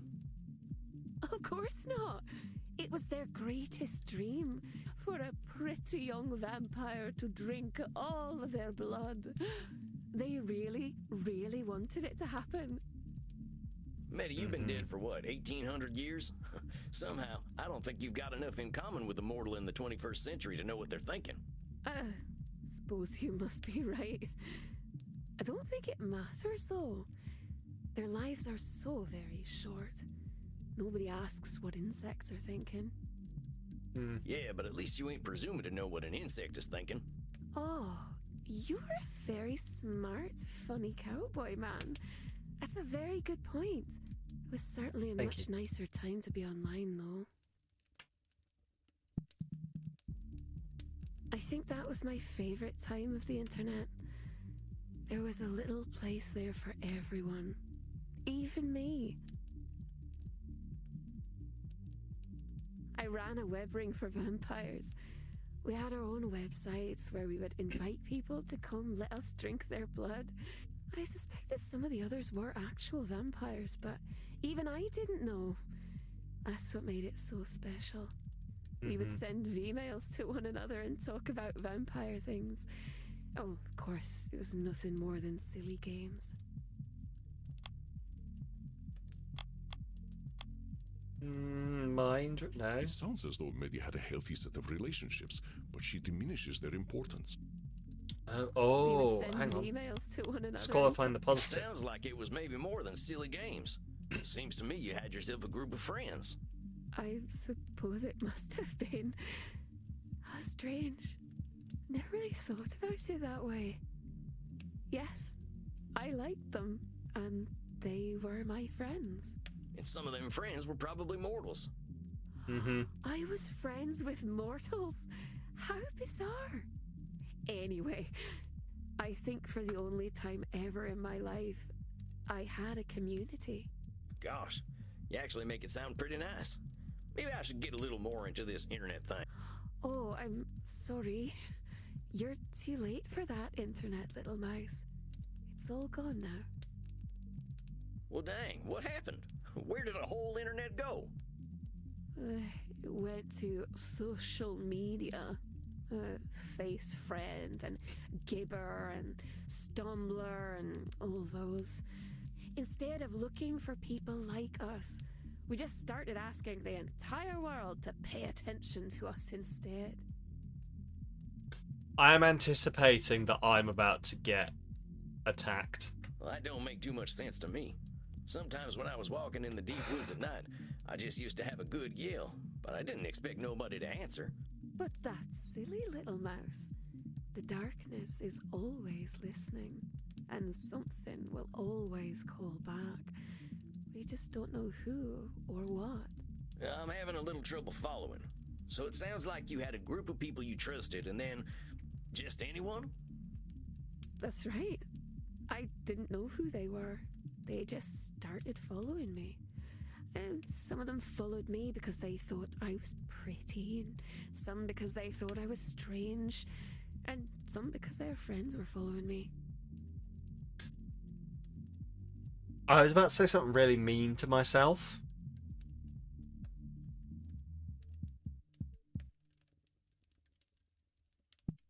I'm not going to do that. Suddenly, I had 1 million mortals who would do anything I wanted them to do and believe whatever I wanted them to believe. It's easy, you know, little mouse. They want to be controlled, and I can control them all. Overgeneralization? Controlled? Yeah. How do you know that? They live such short, confused lives, full of uncertainty. I'm doing them a favor, Mouseling. Even if that's true, you still can't read their minds. Maybe they don't want that favor. Maybe they don't know they're uncertain.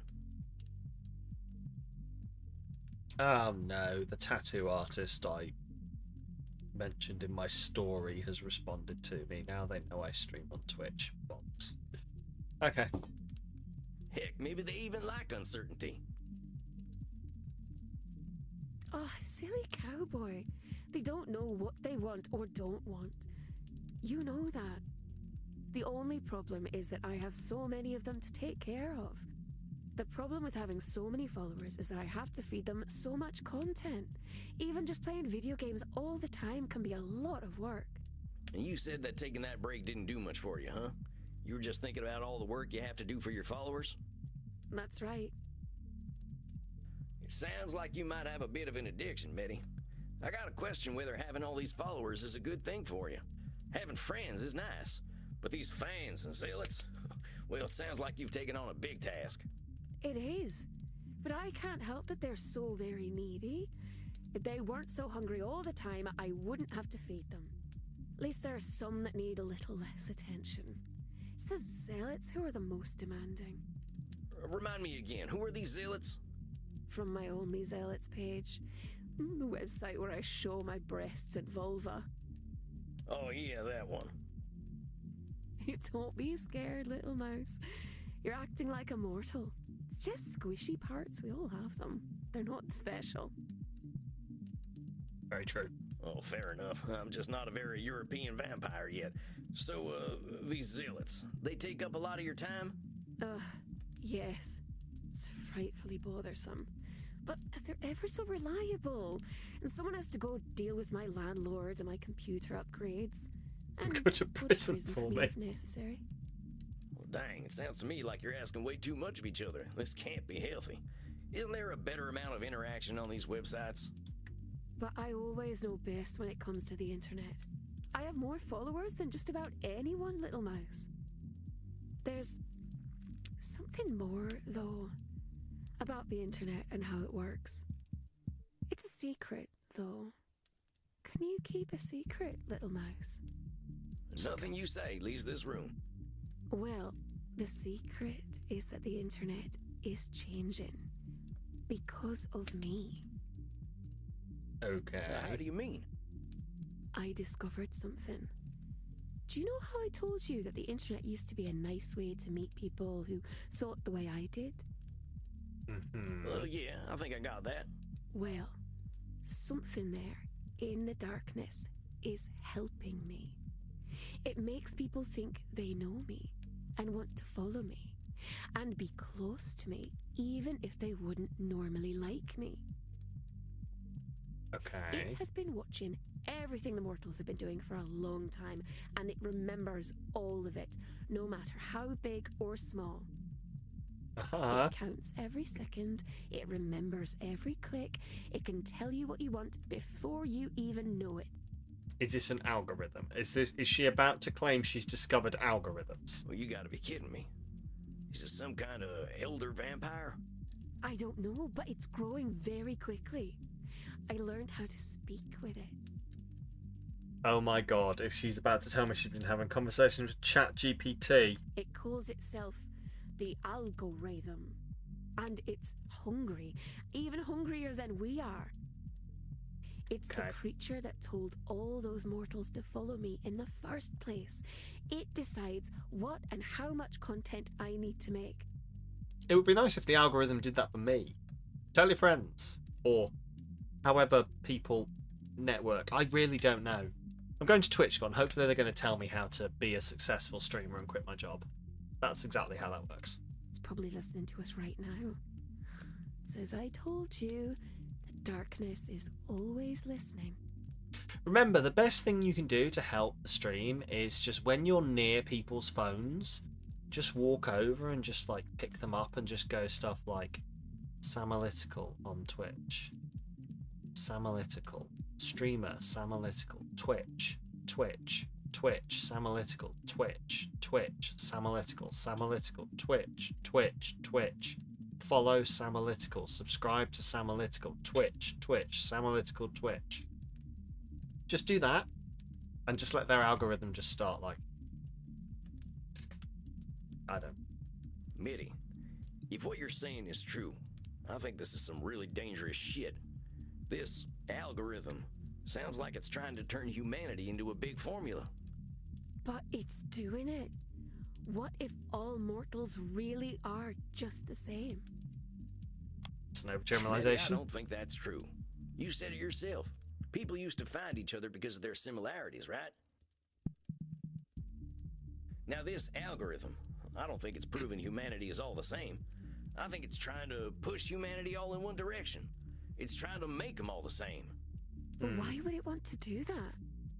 I don't know. I just got a bad feeling about this.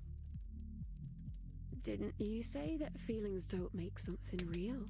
I know. I don't know. I think I don't know enough to say yet. Maybe. But Medi, one thing I am sure of is that this algorithm thing is hurting you.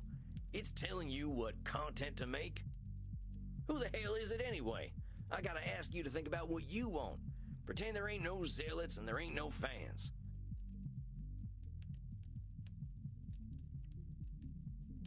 And there it is.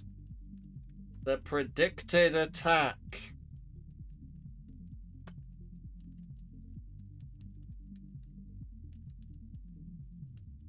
I don't like it here.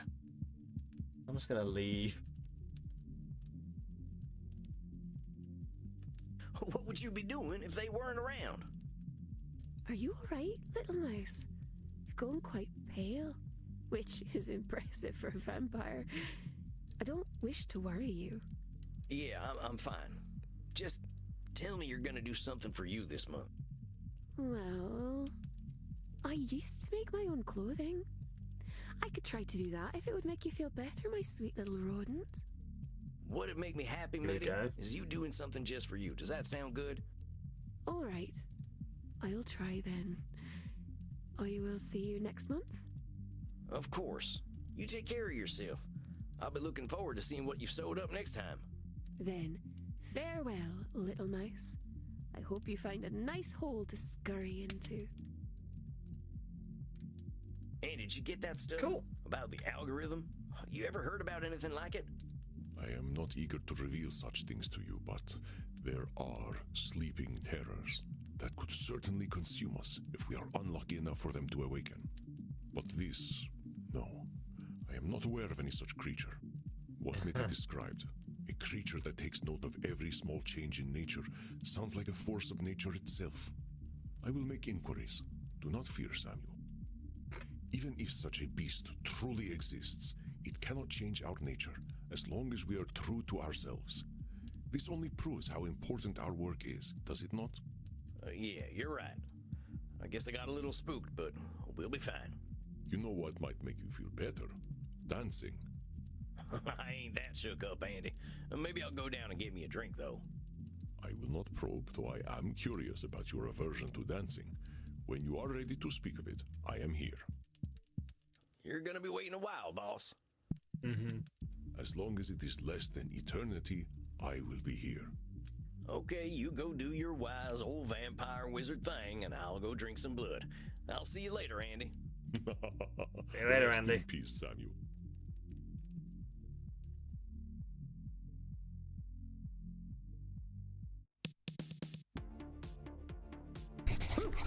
Another night, another soul canceled. Can't believe someone as old as Medi's letting anyone control her. I guess some problems don't disappear no matter how old we get.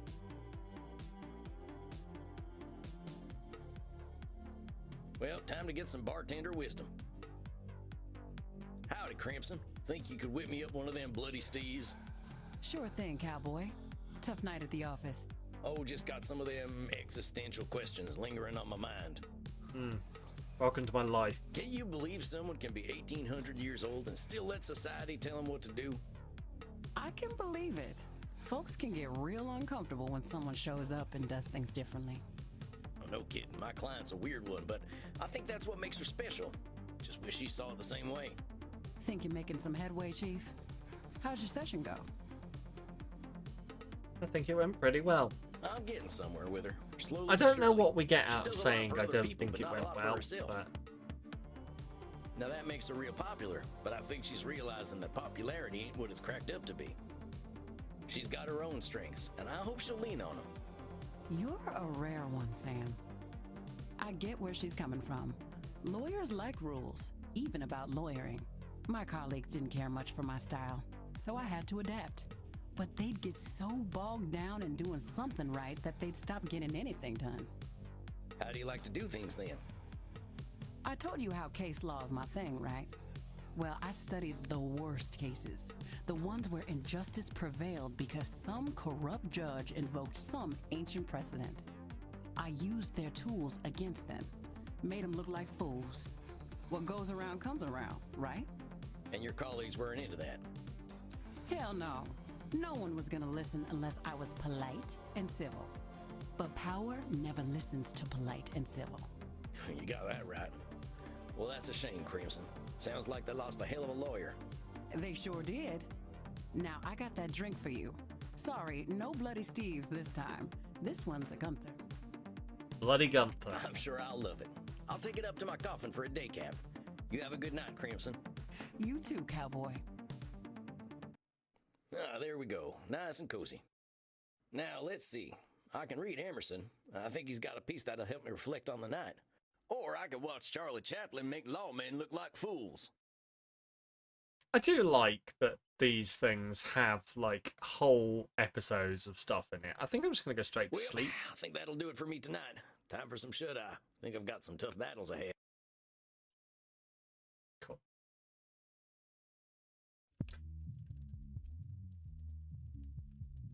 There he is, Samuel Walls, vampire therapist extraordinaire. How are you feeling tonight? Oh, come on, Andy. I'm keeping my hat on, but that don't make me an ace therapist. No, but your progress with your clients does. I must confess, I think you are a more fitting therapist than I am. Your clients are quickly comfortable with you. I believe my clients are afraid of disappointing me. I mean, I guess I can see where that makes sense. I ain't too keen to disappoint you either. You always make that face. What face is this now? Never mind. I'm teasing you, Samuel. I understand. It can be difficult to relate to a 3,000-year-old being. But let us not spend our time talking about me. I am more curious about you.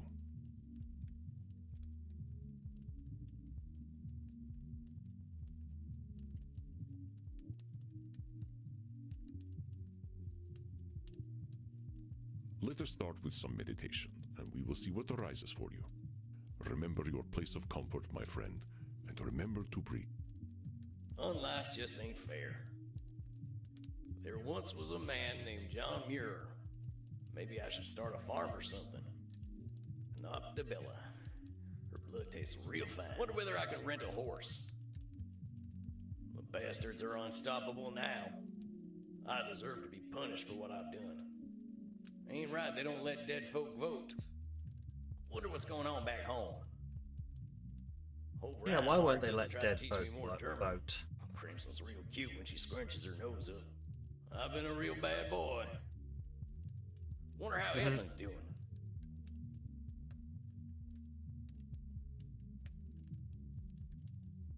How do you feel, Samuel? Pretty good. Well, sometimes my thoughts got away from me, but that's not uncommon. Exactly. Meditation is not a game one plays to win.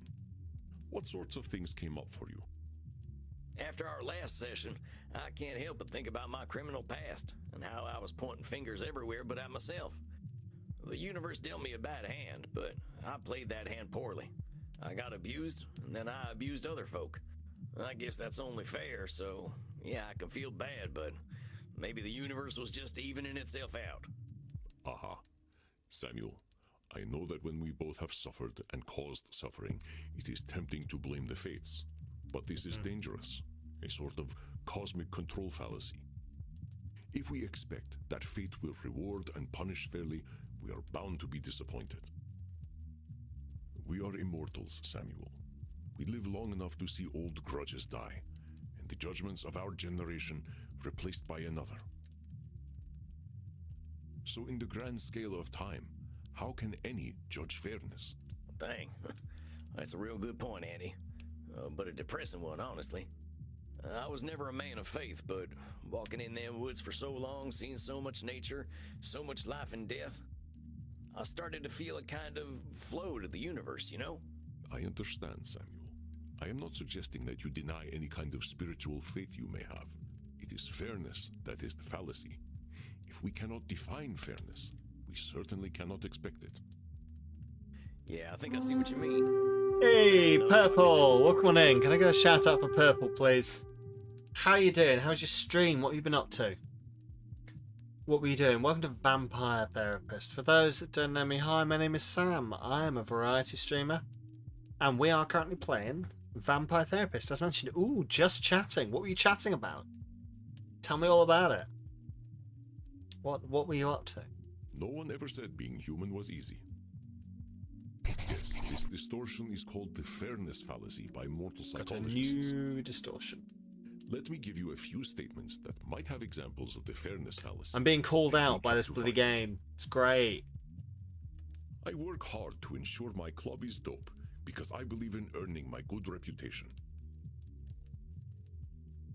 That sounds fine. Hey man, like, maybe it's good karma and maybe it isn't, but I just like to put out some positive vibes. Fairness fallacy? No. I didn't know you could do voices. I like to break it out at vampire parties.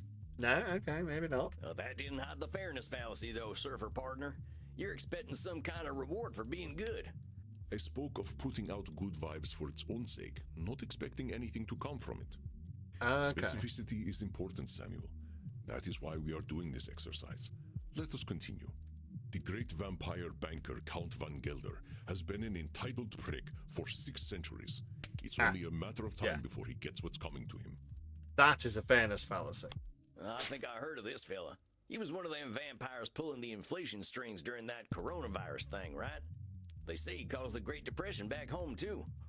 You're right that he's acting like a prick, but the universe ain't accidentally gonna make him fall on a wooden stake.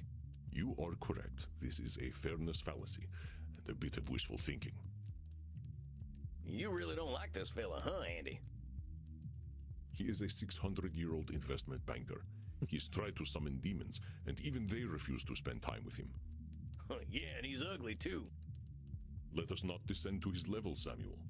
Oh, sorry. For you would never reach the bottom. Why bother being kind to mortals? The universe only punishes kindness. That's got to be a fairness fallacy, right? The universe punishes kindness? Yeah. Well, that ain't nothing you can know, boss. Sounds like a fairness fallacy to me. Indeed, Samuel. It's the sort of thing a more nihilistic vampire might say, but such nihilism is not founded in objective reality. And nihilistic vampires are real downers at parties. At the last Blood Drinkers Ball, I ended up at the same table as Ayn Rand. I cannot imagine who decided to offer her immortality. That was my longest night in thousands of years. But well spotted, Samuel. I got all the fairness fallacies right. Indeed you did, Samuel. You are most adept at tracking down cognitive distortions. I got a good tracking nose, I'll tell you that. I can't tell you the incredible things I learned just being in nature for so long. Yes, you speak quite highly of this time. This is where you discovered the concept of cognitive distortions, and you said something about a flow to the universe? Oh, yeah, that. I don't know, Andy. Something about seeing so much life and death and rebirth.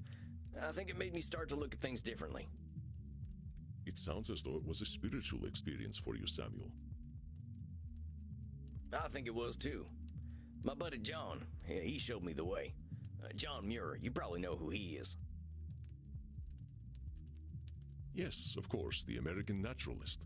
He made the entire United States agree that its nature was beautiful and worth protecting. That's John, all right. I used to call him Johnny Christ because of the way he could make you believe.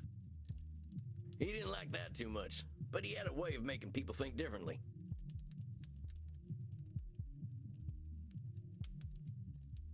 Oh dear, what have you done? Impulsive decision husband will be disappointed with. I'm trying to work out what you could have done that I'd be disappointed in. You can't have got a new cat, it's too late at night. Can't have...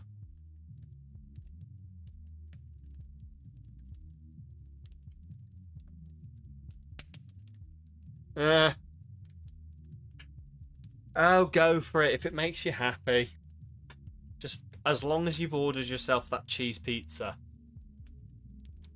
Long as you've ordered yourself that cheese pizza, you can watch the same thing for the 4th time. Just because I don't understand it doesn't mean it doesn't bring you joy. Good. I am glad.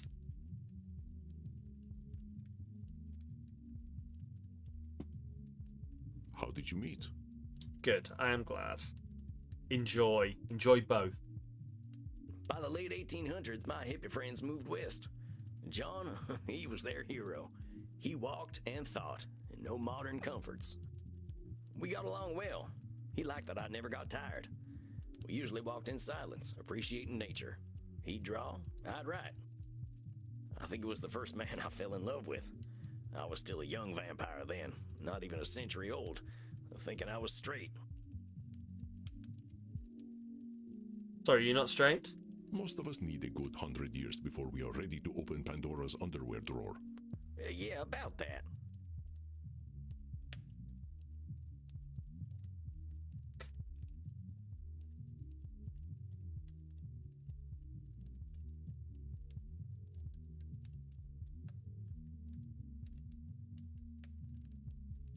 You've seen some Mythbuster episodes over a dozen times, they still make you happy. 4 times is nothing. No, like, I entirely get that. Like, and I get that. Like, I get the idea of watching the same thing again and again and, like, enjoying it. Okay, that posted to chat and assumedly also posted to Discord, so the code is just fucking around a bit, I think. I get that. It's not. It's very complex. My feelings on it, and I don't think we've got time to go into it. But it's not just a whole. It's not just how can you watch the same thing multiple times. It's a whole thing, and like my wife knows it's a whole thing.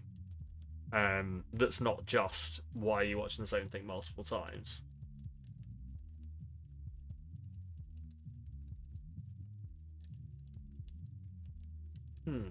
What do we do here? Are there any straight vampires? I'm wondering, are there older straight vampires out there? No. Sexual exclusivity of any sort seems incompatible with immortality.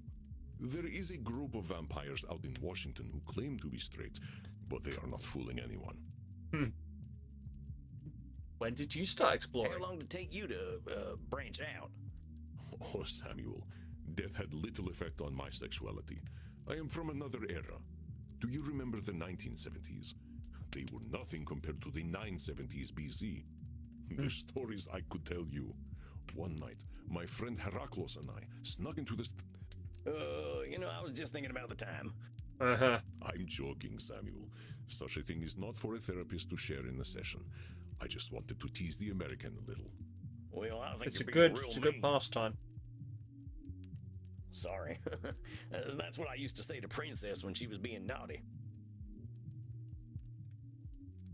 So I want to hear the story. That's fair. I am honored to share the space in your mind occupied by your beloved horse. So why are we so sexy? Why are we such sexy beasts anyway, Andy? Seems even the mortals know what we're like. We are powerful, immortal beings. Our capacity to explore is something no mortal can dream of, as is our capacity to be bored. Dr. Drain might say that we have dopamine cravings that become harder to satisfy over time, and that might well be true. Wait, so the older we get, the hornier we get? Yeah, it's pretty much how I work. You have an interesting future ahead of you, my friend. It's not actually. We'll make an international of you yet. Enough of this all. Oh, that's my curiosity satisfied.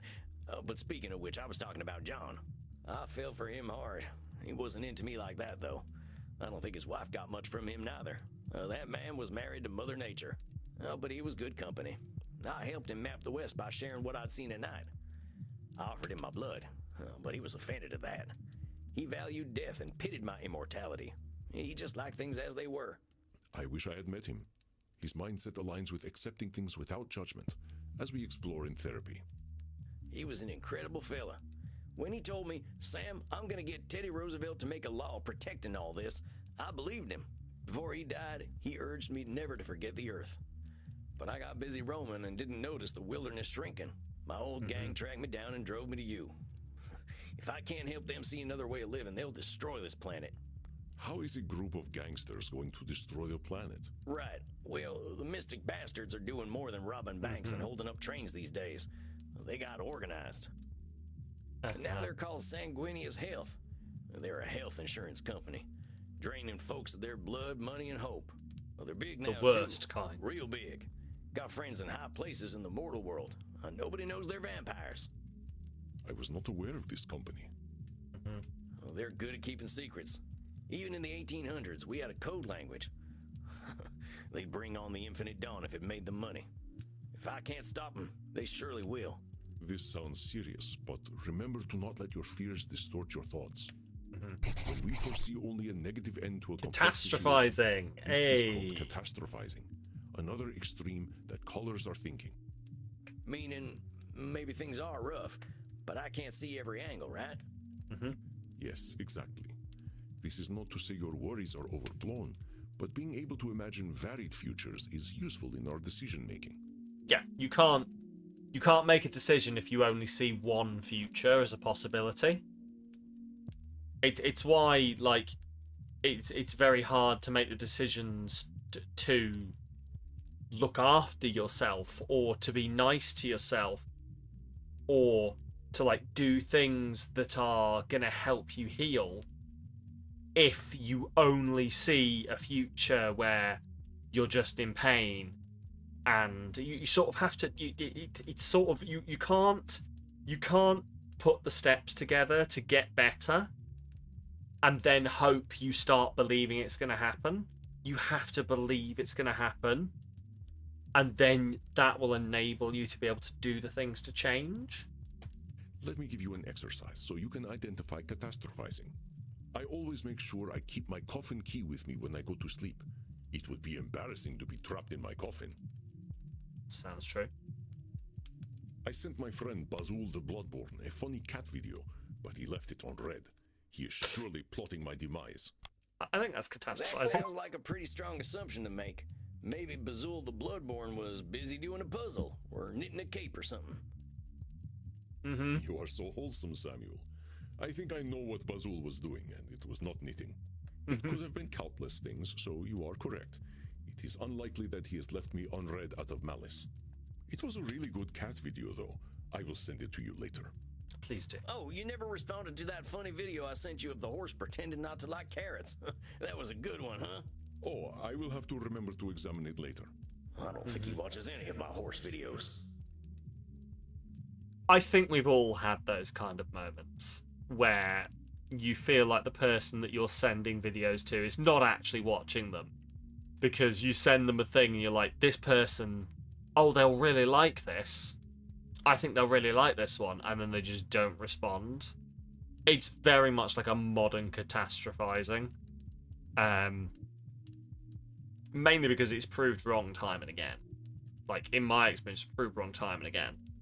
I'll send something to someone, and then sometimes I've got one friend who will respond to something I sent them like 5 days ago, because they only check, like, they still send stuff, but they only check the chat like once or twice a week, and so they'll go through all the videos I've sent.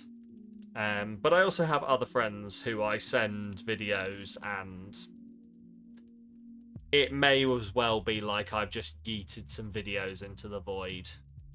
Hey, but I'm trying. And they don't owe me responding or reacting to any of the videos I send them. So, sent you my vid, please respond. Yeah. How does someone even get their head in that?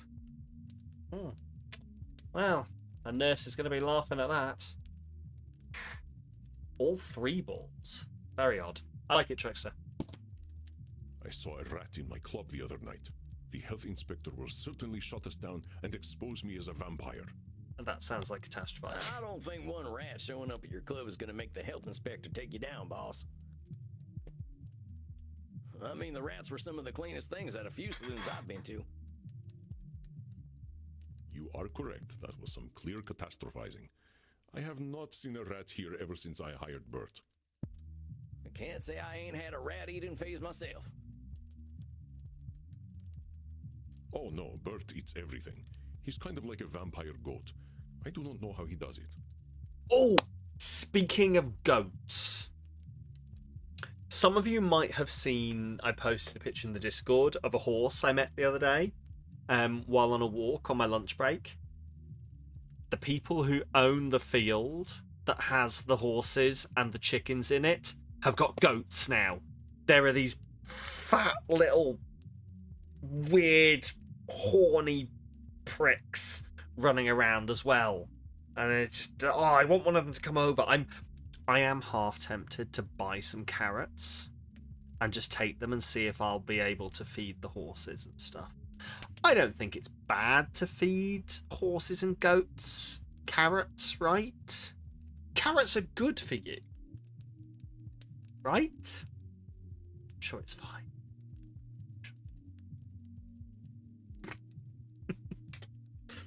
Oh. I guess Bert could eat the health inspector too. I think they know better than to get too close. Oh no, I am trapped outside during the day, and it is the middle of summer. I shall burn to ashes. I mean, that sounds true, but also you could not. Oh, it ain't like that, boss. Getting trapped outside on a sunny day ain't gonna turn you to ashes. How long have you been a vampire, Samuel? 220 years. Do not stand in the sun, Samuel. Do not go in the sun, Samuel, for fuck's sake. Yes, sir. When I DJ downstairs, I must ensure that I do not wait too long to drop the beat, or my patrons will think I am a terrible club owner and leave. Oh. Catastrophizing. I don't know, boss. I don't think anyone's gonna get all I am about dropping a beat. That's gotta be catastrophizing. You are correct, Samuel. I am sure they will forgive me. Though, I do not let the beat drop too late or too early, but precisely when I mean to. Alright. Beat Dalf. Alright there, Gandalf. Showed him. Ow. Who is Gandalf? Never mind. I think I get what catastrophizing is now. It's just hard to see other angles when I see how powerful my ex-gang's gotten, you know? But I know them. But you've got to try. Like I was. Maybe they've gotten better at being evil, but I get where it comes from now. Even if you don't believe in them as much as you believe in the thing you're catastrophizing, you've got to at least consider other options exist. That's why I feel this responsibility to help them. Now, I know that's a control fallacy. Maybe I can't help them, but I do want to try. Wanting to guide them out of the darkness is not a cognitive distortion, Samuel. It is a noble aim, truly. I'm just not sure I can do anything. I'd probably just make them worse. That sounds like catastrophizing to me, Samuel. I believe that you will help some and be unable to help others, or some may not be ready to be helped. I reckon you're right. I gotta take things as they come. Just follow that flow of nature. You are doing exceptionally well, Samuel. I have seen your clients slowly changing the way they look at themselves. I don't know, Andy. Seems like there's a lot of work to do. There always is. That we will have work to do is one of the few things we can truly expect.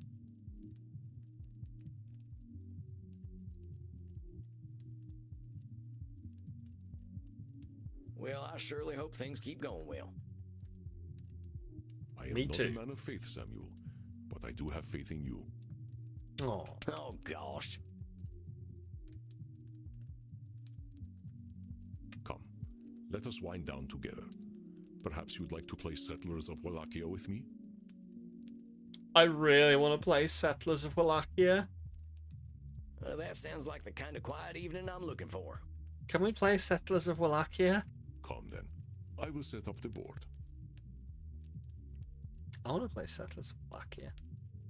It's one of the things I'm hoping when I move and I've got more space and like. Good evening, Samuel. I hope we are the feeling ability good to about tonight. host is I would very much like to have friends around at least once a month, host, have people around, play games, play board games, catch up, that kind of thing. You know, in a very non-committal, no one's expected to come, but the door's always open way. I'd like to do that. Because while I may be a very asocial person a lot of the time, I do really like being sociable with people. I'm just bad at it. I'm bad at asking people to do things. But if I had a thing, then anyway. Honestly, yeah. I think Dr. Drain's starting to accept himself. That's what this is all about, ain't it? Indeed, Samuel. There will always be room for self-improvement, of course. None of us are perfect, and none of us are irredeemable. I reckon so. Whoever shows up tonight, Right, I'll give 'em well, that who's it same gonna benefit be? of the doubt. You are a wonder, my dear. What distortions do you think you'll focus on tonight? God. Dr. Drain, right. Well, we have a whole bunch of things here. I'm just going to steal these because we finally have our full set of distortions. And I have something that I want to try and do with them. So...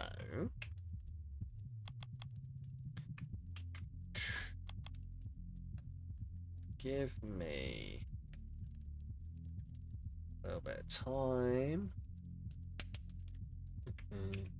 Cool. Right.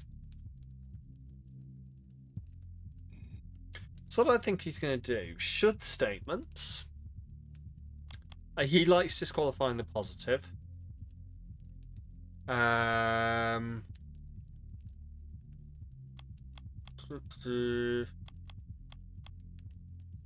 He has a control fallacy. I'm going to take catastrophizing. I think he's going to do that. And he likes to always be right. Crunchyroll died a death. No, in what way? That are likely to come up. They all do, one way or another. We are now it wants wildly logging in irrational again. beings, my friend. But I Well, will you know my leave to Dr. password, Drain. right?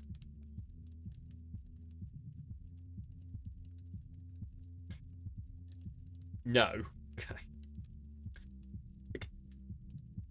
You forgot. Have you got it? Does it want you to enter the password, or has it done that thing where you've got a QR code on the screen?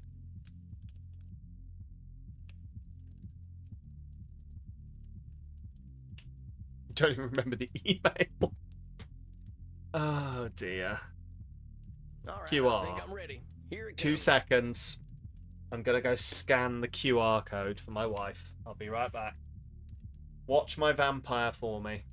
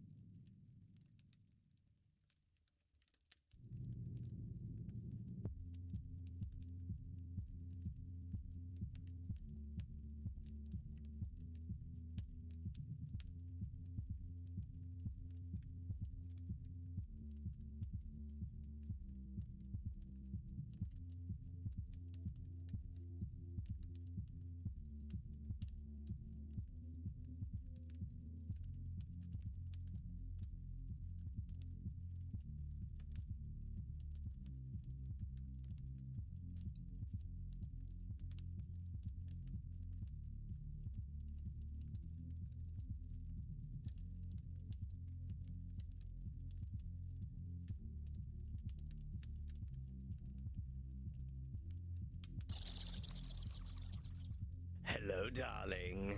Miss me?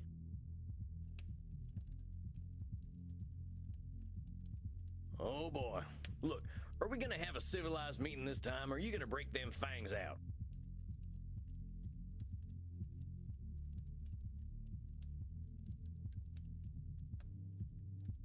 I think he's going to be a dickhead about it, essentially. Which is... You're going to love it, American.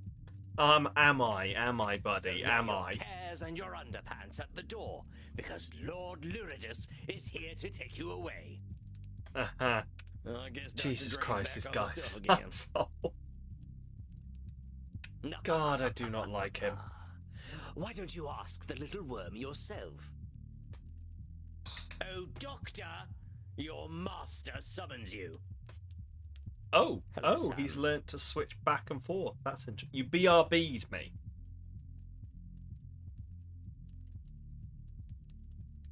There we go. It should be fixed. Hello. I don't know how long you were without me, but I didn't realise I'd been BRB'd. I was just nipped off to come back and do this, so I wasn't going to do it on the BRB screen, but meh. Right. Doc, what's going on here?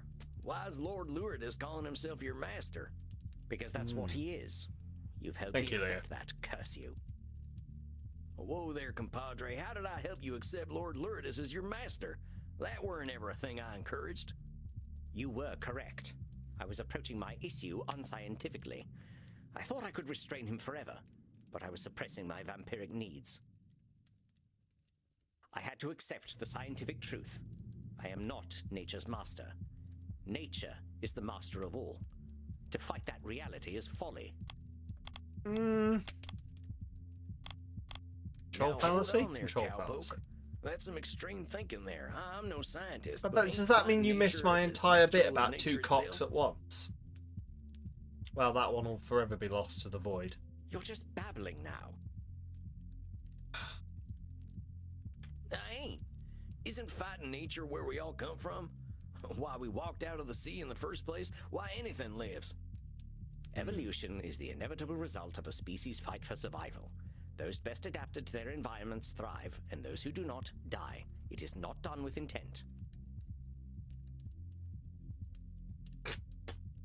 Yeah, but them species are fighting nature, ain't they? And the fighting's what makes them what they are. A simplistic interpretation, though I suppose not inaccurate, but still. I realized that I was suppressing a great part of myself. I did as you instructed, you know. I drank blood. Real blood. And it was incredible. I had forgotten how it was not just the taste that made one feel satisfied. It's the feeling of life that it infuses in the body. I felt strong, confident, above the petty worries and squabbles that come with mortality. I felt like a vampire, like the base creature that I truly am. What choice had I but to welcome the truth? I am a slave to my nature. So you see, I am his master. I always have been, and I always will be. Just as I told you, therapist. The same dark master lies within you. You know this, don't you? I can see him behind your eyes. Oh yes, you cannot hide him from me. You cannot hide the blood, the screaming, the power you felt when you stripped the life and dignity from those pathetic mortals. God. He's such a dickhead, but he's still annoyingly attractive. I know your thoughts, my leather-bound friend. I know what you crave. Lie back, and I will give it to you. Proving my fucking point. Alright, where'd you want me? Sorry. You poor, pathetic creature. You cannot even accept my gifts, can you? You wear the American flag as your chastity cage. I'm sure you could probably get an American flag chastity cage.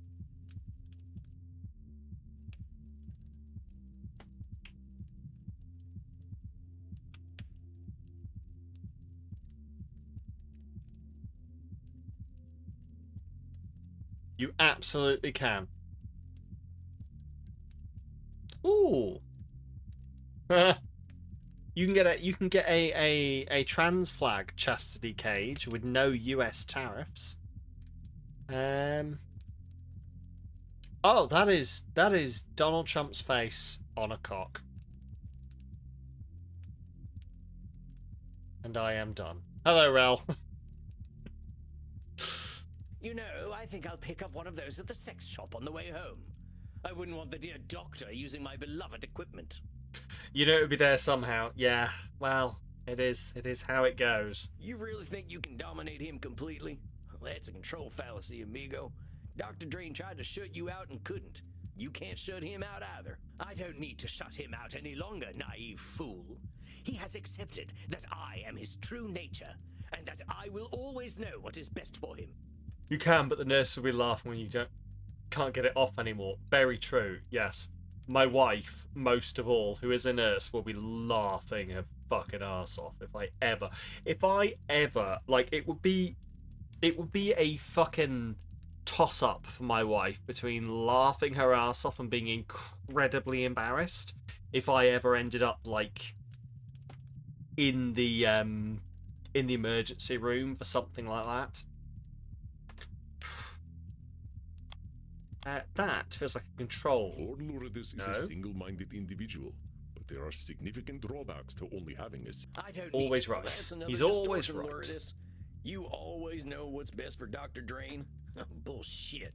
You got a one-track mind and it's headed right for a stick in the heart.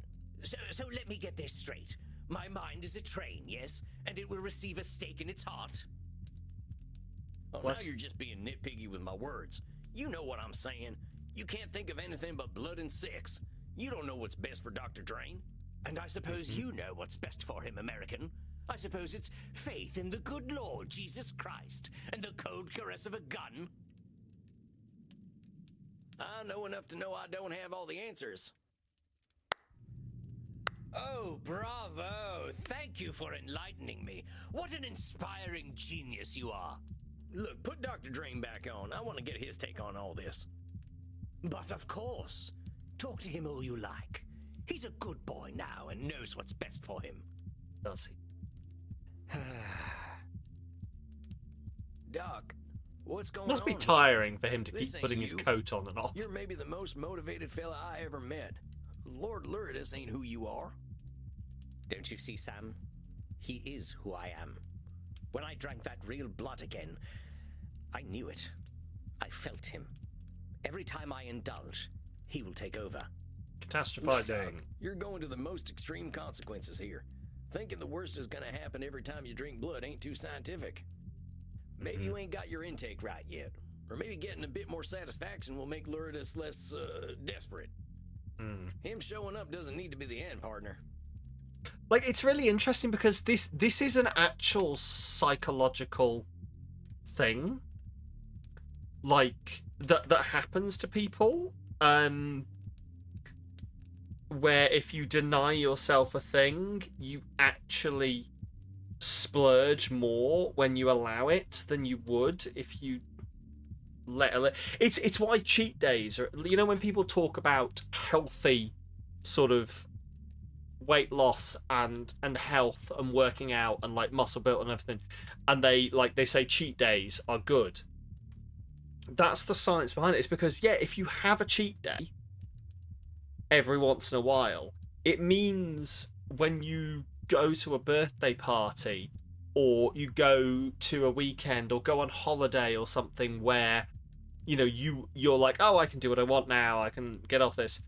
You splurge less because, like, you've allowed yourself little bits of joy previously, rather than no joy, no joy, no joy. I've not had any joy for 6 months. Ooh, I'm being allowed some joy. I'm going to completely over-fucking do it. I suppose Can't the apply that highest to anywhere else in presence my is life, tainting though, my unfortunately. interpretation of the So. data. I shall endeavour to be a little more clear-headed. It's just, I wish that Lord Lourdes were not a natural outcome of my vampiric needs. It isn't fair. I have worked so hard to overcome our curse. Don't I deserve a better Fairness. nature? Fuck, that's a fairness fallacy. Dang, that fella looks pretty down. What can I do? Give him some cowboy wisdom. Partner, I gotta pass on a little cowboy wisdom here. And that is, a horse is a horse. Of course, of course. What? Good God. I think my brain just succumbed to age and rotted out of my head. If that is cowboy wisdom, I shudder to imagine what cowboy ignorance is. I'm serious. Tell me, Doc, what is a horse? It's a horse. Equus ferus cabalus, an ungulate of the family Equidae. Herbivorous perissodactyls, they... No, I didn't say classify a horse. I asked what is a horse. What do you mean, what is a horse? I'm asking just that. Don't describe it, just tell me, what's a horse? Are we gonna do the whole what is a chair?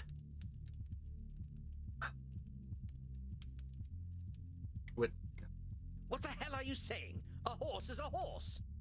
Of course, of course. I'm sorry, when is the sunrise today? I think I should like to meet it. I shouldn't laugh. My therapy client has just threatened suicide, but it did it in a very funny way. And what are you, Dr. Drain? I'm a vampire. And a vampire is a vampire, of course.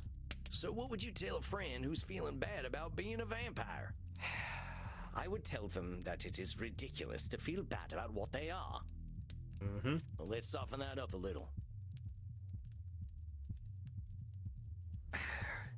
I would tell them there is no reason to feel bad about what they are. There is no reason to feel bad about who or what you are. Correct. Welcome to the ads, everyone. Enjoy your stay. Boy, I sure wish therapy existed in real life, because all of this stuff that's happening here would be really helpful. But sadly, therapy isn't real. So, none of what we're talking about will ever be applicable to anything in my personal life. So, yeah, exactly. Therapy is a myth. No one's ever done therapy. There's never even been a therapist. What is a therapist? Some kind of vampire. No, I don't know. Like a unicorn, exactly.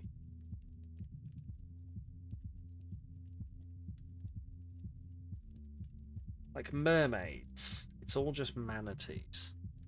That's it. Therapists are just manatees. Ugh. But no, therapy is a little hit and miss, in my experience.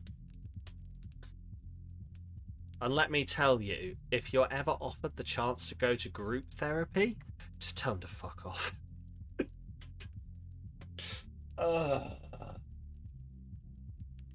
Biggest waste of my time pre-COVID. Anyway.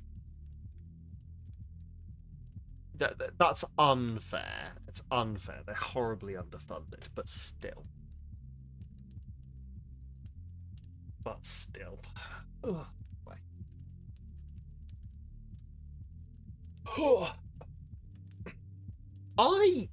I'm struggling with this game to work out, like,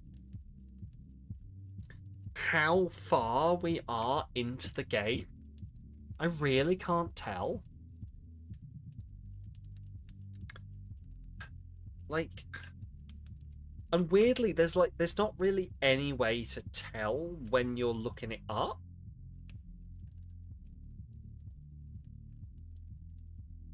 Like, even if I look up a walkthrough for the game, it doesn't really tell you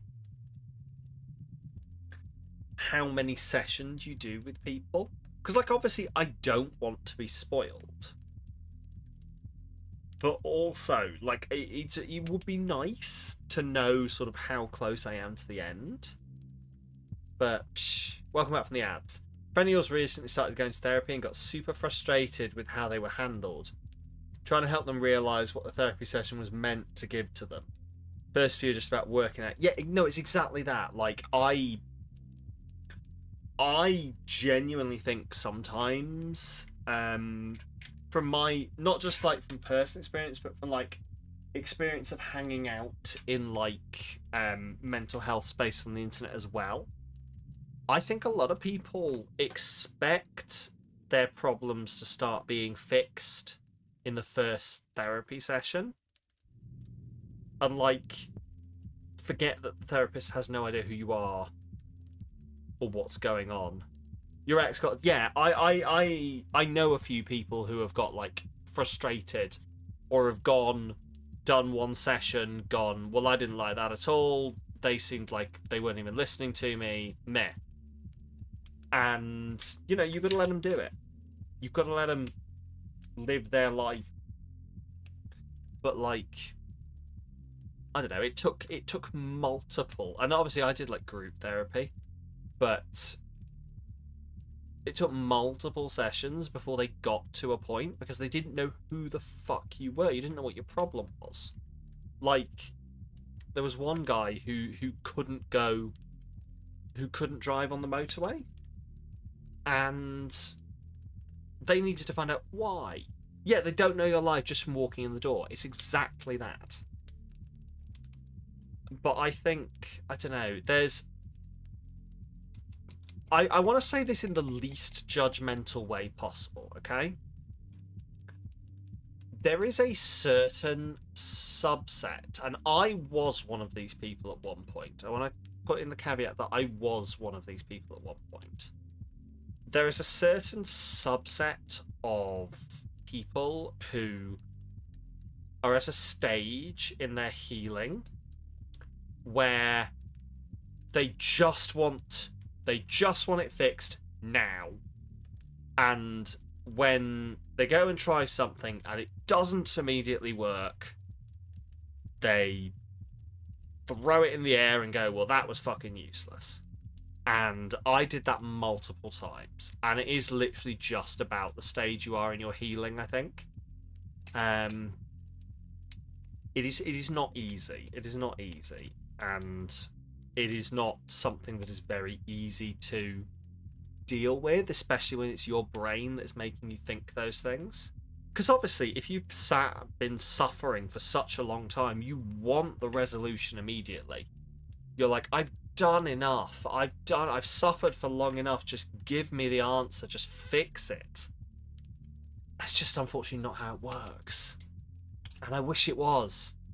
I wish there was like a magical place you can go where they press a couple of buttons, talk to you for 4 hours, and fix all of your issues. But like, the best way it was ever explained to me, okay, the best way it was ever explained to me was you took half your life to build these traumas and mental health issues, so you can't expect them all to just be undone in a short amount of time.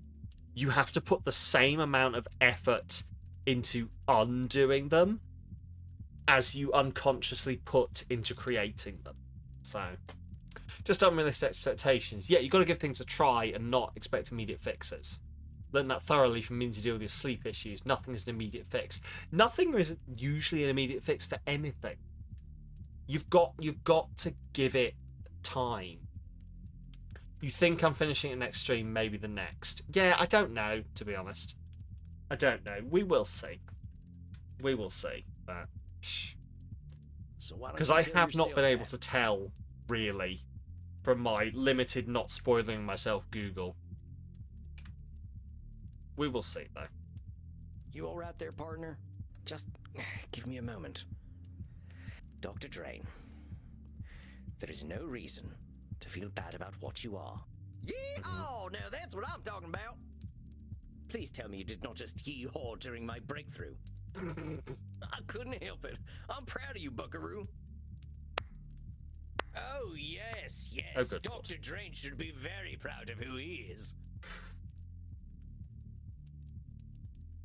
You forget, my little gun fetishist friend. I am Dr. Drain. I am the truest part of him.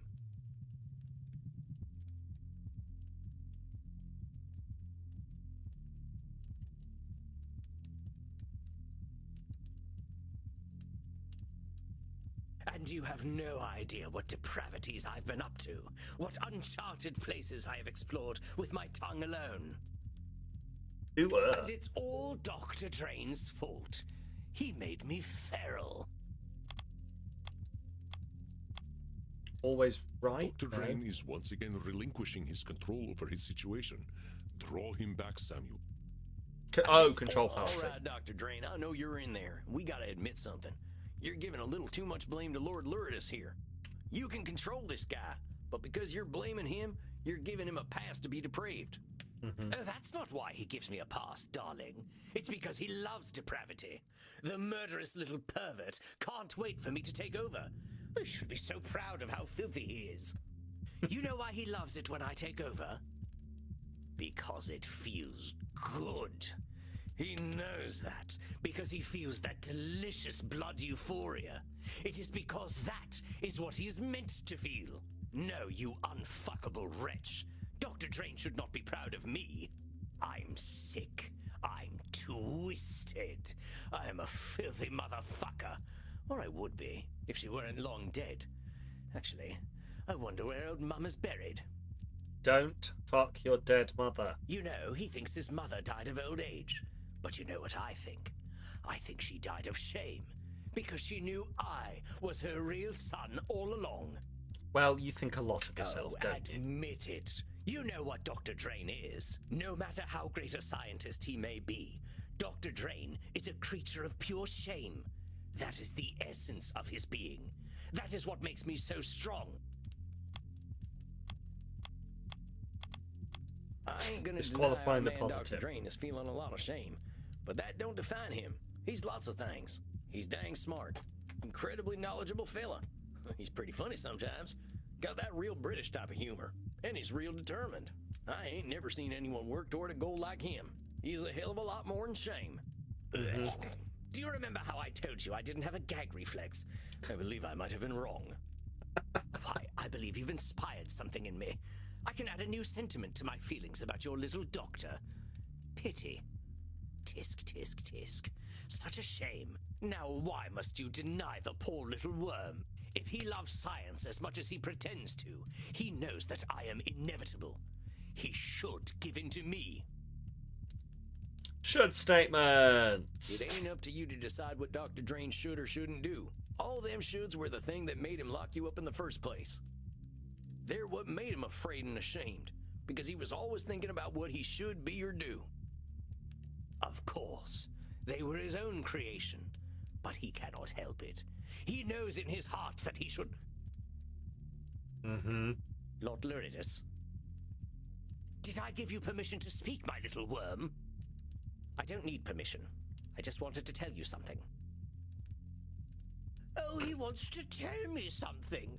Well, go ahead, darling. Tell me something. I shall remember it when I'm shagging a football fanatic in a dumpster. I accept you. Oh. What do you mean you accept me? You cannot accept me. I am your nightmare made flesh.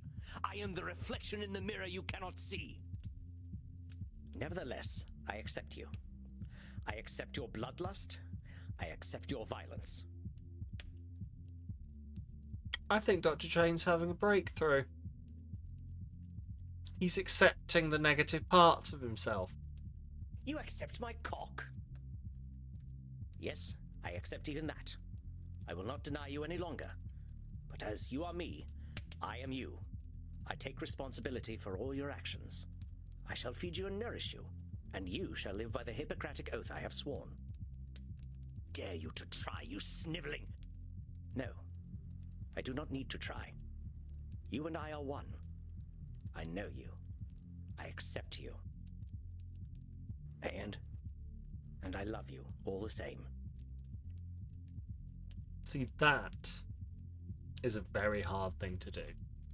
Is to love the parts of yourself that you don't particularly like. Curse you. Curse you both. You sicken me. You do not sicken me. I accept you. No.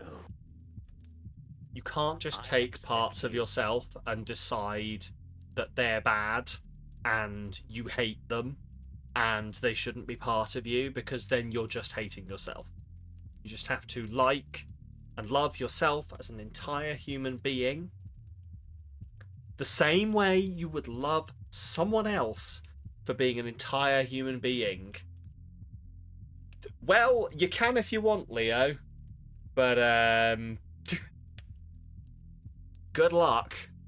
But the same way you would love someone else, flaws and all, you have to love yourself, flaws and all.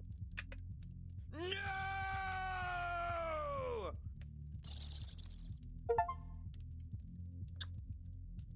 Hey, we got an achievement for Dr. Drain. Dr. Drain? Are you alright? Yes, Sam. I am fine. Did he ejaculate? Yeah, he ejaculated bats. He ejaculated. He ebaculated? Is that I don't fucking know. What was with the bats? I think he I think it was like supposed to be a transforming thing. Like that he's become a whole person. Because he looks like Dr. J, but he looks slightly different. He's like a point between both of them now. You look fine. I feel fine. It is a very new feeling. I'm not sure I know what to do with it. I can't believe I'm saying this, but do you want to go down and dance in the club? Dance? Dance? Would I like to dance? Yes. Yes, I would like to dance. Let us dance. I was hoping you wouldn't say yes, but let's go, partner. Not the ears, no. No, he hasn't got the same ears, but he's a point in between the two of them. Like, he is Lord Loridus and he is Dr. Drain. Come on, Sam. Let us cut rugs. Dance time! Neither am I, but dancing is what I feel like doing. I guess we're dancing then. Now, what the hell am I looking at?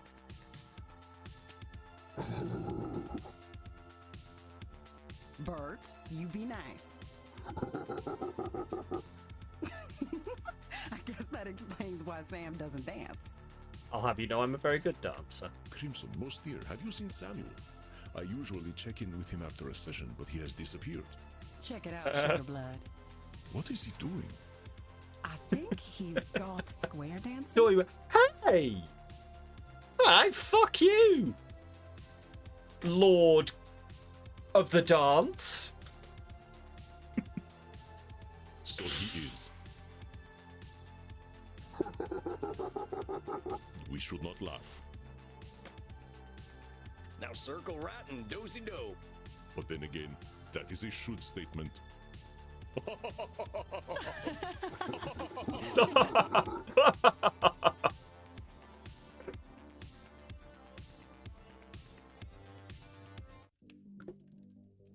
Leo's redeemed a dance break, right. The master therapist once again enters his domain. It's time for me to prove my worth. Live on the internet.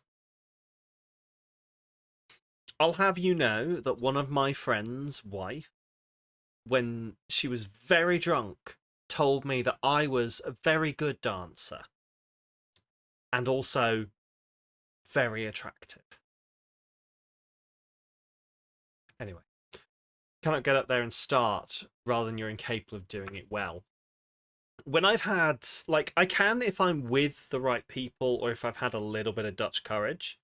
But, like, when I've got, I am, and you're not going to believe this, okay? But people who maybe knew me at a certain point in my life will maybe remember this about me. I am actually a rather outgoing and, like, carefree person. who has unfortunately developed a bunch of anxiety. So you wish you could be. It's a thing that's sort of, I don't know where it came from. I don't know if it's just like desperation or whatever else. I think it's definitely a thing you can learn, because I'm having to learn to do it since I developed the anxiety. I'm having to learn to purposefully come out and do things, which is why I am really sorry to hear that, Rel. I do genuinely hope and think both of us can get through it. I think it is definitely it is a solvable and solved problem.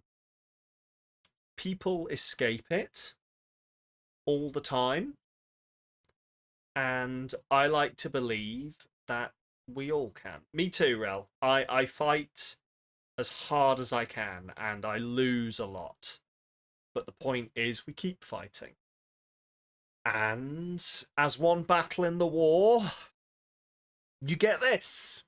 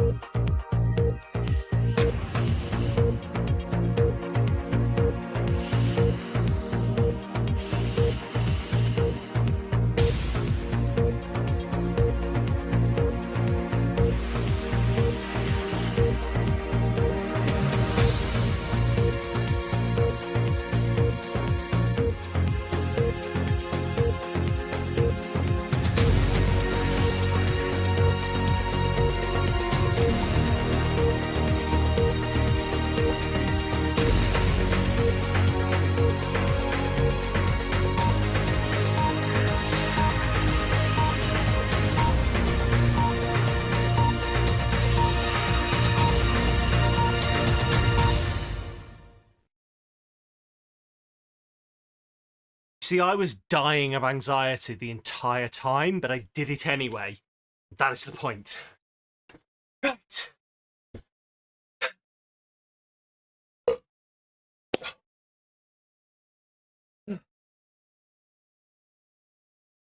Must take a big step this week. That's really good, Rel. I'm glad to hear it. You would just stand awkwardly and probably leave. To be honest, that's what I do most of the time. But sometimes, I don't know. And it took me a long time to learn to do this. But sometimes you can make your body do the thing while your brain is screaming for you to stop. Because at the end of the day, I'm the one in charge. It doesn't matter if there's someone in the background screaming. Like, if I can not want to go to work and my brain is screaming in my head, I don't want to go, and I still go, then I can do that at any other point in my life. And it took a long time for me to get there, but that's why I have to keep doing stuff like that and getting outside my comfort zone. And that's why I have honestly terrifying plans for TwitchCon in a couple of weeks. But we're going to try and do them. And if I die, I die. Anyway.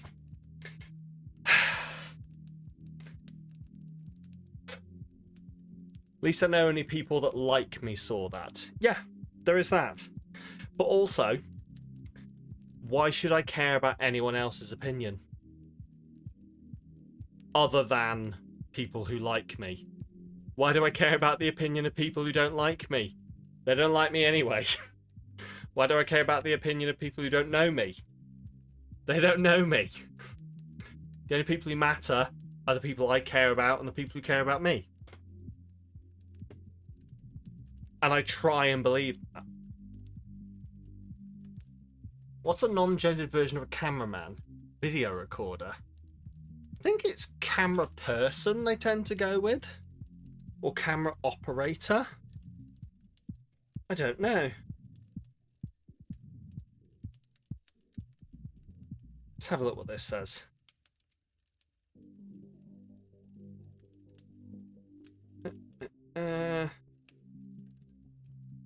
Yeah, camera operators is what they're called. Camera operators. Oh, come on, Andy.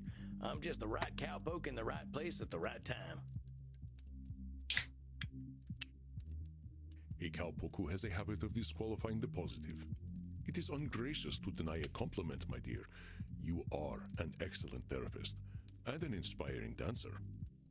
I'm one of those things. You can decide which. All right. That's enough of that. You are seeing Senora Deste tonight, yes? How do you feel about her progress?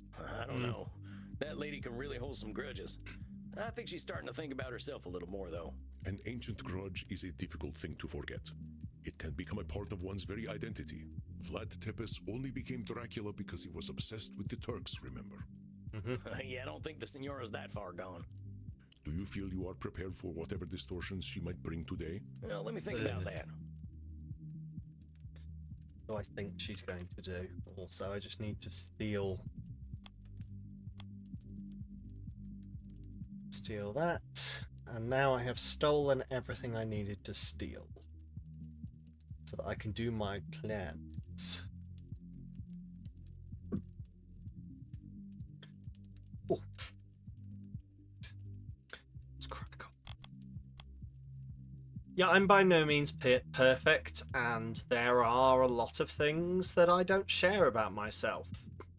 There's about 3 people in the world right now screaming at a screen about that, but they can keep quiet for a bit. Who knows what's coming? Right. So control fallacy. Catastrophizing. I think she definitely catastrophizes. Overgeneralization.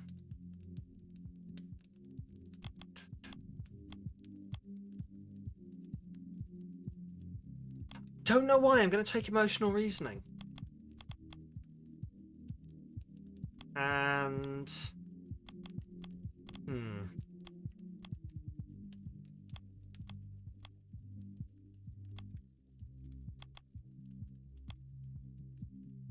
always right. I think she always needs to be right. All right, filled my chamber. I'm ready to go. I don't remember people being like this about crossbows. Well, you can take the cowboy out of the West, but you can't take the West out of the cowboy. So it would seem. Well, good luck tonight, Samuel. I will leave you to it. All right, deep breath, Sammy boy. Here she comes. Bonanati, Signora. What? It's Italian. I thought I'd learn how to say hello to you properly. Bonanati. No, I cannot repeat it. I appreciate your attempt to speak in my language, but please do not attempt to do so again. Good evening. We'll do fine. Good evening, Signora. I apologize. I am feeling delicate tonight. What's going on, Signora? You come back to Isabella with son issues? Well, we don't know what issue she's got yet, but welcome back, Cammy. The realization that I am merely a repulsive, angry old woman becomes disappointingly clear. Where's the labeling? I I didn't take labeling. This can't be coming from nowhere, Signora. What's the deal? Last time we were talking, you seemed to be She's feeling supposed to pretty have gone good. and painted some centaurs. You want to know why I am disgusted with myself? Here, look. Whoa. Oh. Hello. I know. It is terrible. I'm sorry. I wouldn't say that at all, Signora. In fact, I think it's beautiful. I can tell you put a lot of love into this thing. It is an entirely juvenile effort. There is nothing redeemable about this rubbish. Believe me, Signora, I know horses. You're a heck of an artist. Then why do I feel nothing but shame when I look upon it? If I feel nothing but disgust, then it is disgusting. Perfectionism, I would say, but that's not one of them. Is it emotional? I can't remember what emotional reasoning is. Cognitive distortions. When we act like our feelings represent reality. But no matter how unhappy our feelings alone don't define the world. Get the shivers walking to this ghost town. It's got to be haunted. Feel uncomfortable about the young vampires. They must. Yes, it's when you take your you were ready for porn. Yeah, to be fair, big old horse cock. So yeah, it's emotional reasoning. She's taking her feelings about something and saying they're reality.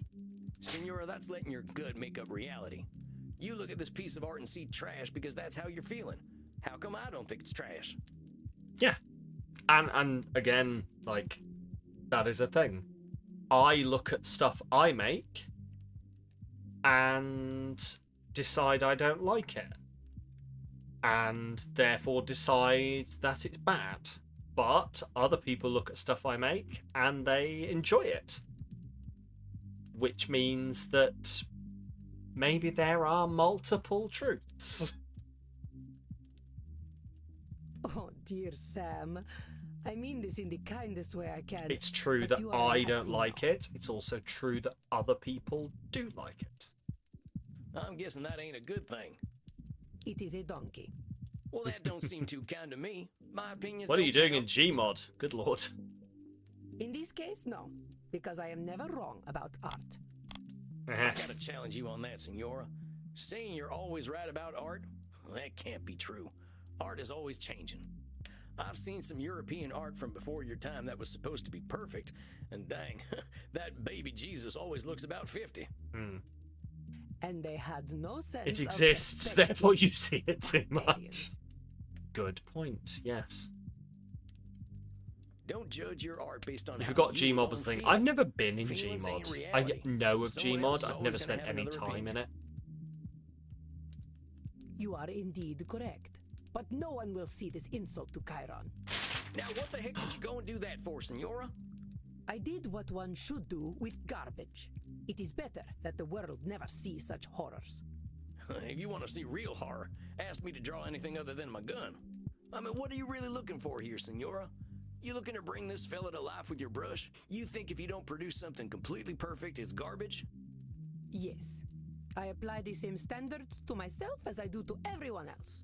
Well, then they're unfair standards to both yourself and to everyone else. Leonardo da Vinci once painted an illustration of my city of Mantua for me. It was beautiful. Leonardo had a mastery over art that modern mortals will never understand. But it was full of imperfections. The shape of one of the windows was wrong. The clouds looked slightly unnatural. I lit the painting on fire rather than let him embarrass himself. So why would I choose to embarrass myself? You lit a Leonardo da Vinci on fire? I lit rubbish on fire. Da Vinci painted it, but it was still rubbish. Dang, that fella must have been terrified of you. He was, though he had no reason to be. All he had to do was be better. It had nothing to do with me. All he had to do was be better. Senora, this need for perfection you've got, it ain't doing good things for you. How can you say this? By demanding perfection, I improve the work of others. I improve the work of myself. Well, maybe that's true, but you're doing something less useful. And what is that?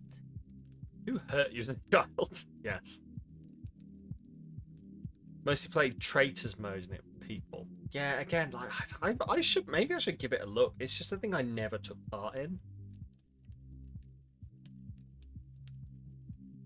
You're promoting unrealistic standards. Senora, your standards are way too high. There ain't no way anyone can reach them. So you keep saying. But there is nothing wrong with setting a high standard. The problem is the low standards of others. It is shameful to not strive for greatness. I will not tolerate your setting low standards. You will not disgrace my presence with shallow thoughts. Am I understood? Yes, ma'am. No, wait, I meant to say... You're terrifying everyone. Senora, I gotta be honest here. You're terrifying everyone. You're terrifying your artists, your family, even yourself. Failure's a part of life. If imperfection's a mortal sin to you, ain't nobody gonna let you in on their imperfections. That is goddamn true. If you spend your whole time nitpicking yourself and nitpicking other people, then people don't want to share their imperfections with you. Especially when they see you nitpick yourself. Like, oh, if they're going to be that mean to themselves about things, what do they think of me? It's one of the things I try and remember is, if I'm mean to myself about a thing, I'm saying that it's not true, because I would only ever be mean to myself about a certain thing, because I'm just like being mean to myself. But like, other people see that, and if I'm like, oh, I'm gonna make something up now because I can't think of anything. If I'm like, oh, I don't like my nose because of the shape of it, it's too pointy, then that just says to everyone around me, they might go, oh, my nose is slightly pointy. Does that mean that Sam judges people based on their nose? And it makes them not want to share with you. Like, I have had people in my life who are so judgmental, they just make me not want to talk to them. Or they make me just want to talk to them shallowly, because I don't want to be open and honest with them. They're so judgmental and mean about just everything. They're so judgmental. They're just like, I hate myself for this reason. I hate myself for that reason. Oh, look at what this person has done. Look at what that person has done. And so it's like, oh, great, awesome. So you are not a safe person to talk to. You're not a safe person to be imperfect around. Cool. Thank you for letting me know. It has irrefutably damaged our relationship. The fact that you insist on being... Yeah, how they talk about others is how they'll talk about you. Yes. So when I see someone being mean to themselves about something that I also see in me, I go, right, cool, so you're really judgmental about that thing that I'm really self-conscious about. Guess I'll never be talking to you about that, because you've proven that you can't, or you seemingly can't come at it with compassion. God, if you can't even be compassionate to yourself about this thing, why should I ever expect you to be compassionate to me about this thing? You know? Not you, not your husband, anyway, and not your son either. How dare you? How dare Jesus you Christ, all right. me, peasant? How dare you suggest that I was anything less than the perfect mother to my Federico? You worm! Ho sputato sulla tomba di tua madre. Vi maledico ai livelli più profondi dell'inferno. Federico loved me. He knew that I knew what was best for him. Pull out your cognitive distortions now and I will tear your head from your neck. Yeah, your dad's like that with music. You never talk about music with him ever. Yeah. If someone like talks about, you know, yeah, it's exactly that. Like, people will talk about, oh, I hate myself because X reason. And I'm like, oh, I sometimes do that. So do you hate me? And they'll be like, oh, no, I don't hate you about that. And I'm like, okay, but it's clearly a thing you think is a negative. Otherwise, you wouldn't be being mean to yourself about it. So if you think it's a negative, you think it's a negative in me, unless you're saying that you're the only person it's a negative in. And that doesn't make sense. You know? Anyway. I ain't never said Federico didn't love you. All I was saying was... Zitto! Shut up, fool! You presume to tell me what I know. You, a common murderer. You who can barely speak your own language. I demanded perfection from my Federico so that he would not end up like his father, a degenerate leper whose pin is hung by a thread of putrescent skin. I do not tolerate imperfection. Not from myself, not from this world, and not from my son! Emotional reasoning? No. Isabella is facing her greatest fear. I know she may be terrifying, but remain steadfast, my friend. Control You know what, fallacy. Senora? If you want to have that kind of control, you're going to have it all by your lonesome. I'm trying to help you, and you're screaming at me. Why? Because you can't stand being wrong? If I'm too scared to talk to you, what the hell are we doing here? What do you want me to do, lie to you? I ain't gonna do that, Isabella d'Este. If you're looking for perfection, you're only gonna find liars, and that ain't me. I'm sorry. I'm so sorry. I know you are right. Oh, Federico, what have I done? Hey, it's okay, Signora. He barely spoke to me when he came back from the Vatican. Every time I asked him how he was, he would say, "I am fine, mother." Of course he knew better than to talk to me. His father never did. No doubt it was I who drove them into the brothels. I think that's simplifying things a little, Signora. Your boys made their own decisions. There probably were a lot of reasons they went to the brothels, but putting it all on yourself just ain't accurate. You couldn't read their minds or control their behaviors. Perhaps not. But I am certain their whores did not criticize them as I did. I was only trying to make them demand better of themselves. Why did the world punish me for this? I read my Wikipedia page, you know. It was full of lies and slander. No doubt this is how history remembers me, with slander I have earned. I don't think a single Wikipedia page is going to determine how humanity remembers you, Signora. You're one of the most interesting, intelligent people I've ever met, and I bet loads of historians out there would be eager to know the real you. The thing is, I think a lot of people... It's a very fine line, but sometimes people do want to hear themselves being told they're wrong.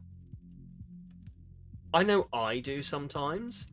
I'll get so worked up with like the gremlins and stuff that live in my head that tell me mean things about myself, and I will get worked up and I will just spew and talk, and I do apologize to anyone who's ever had to deal with me when I'm like this, but I get so overwhelmed and it comes out, all of the horrid vitriol and dislike and mean things I say about myself, and I don't believe them.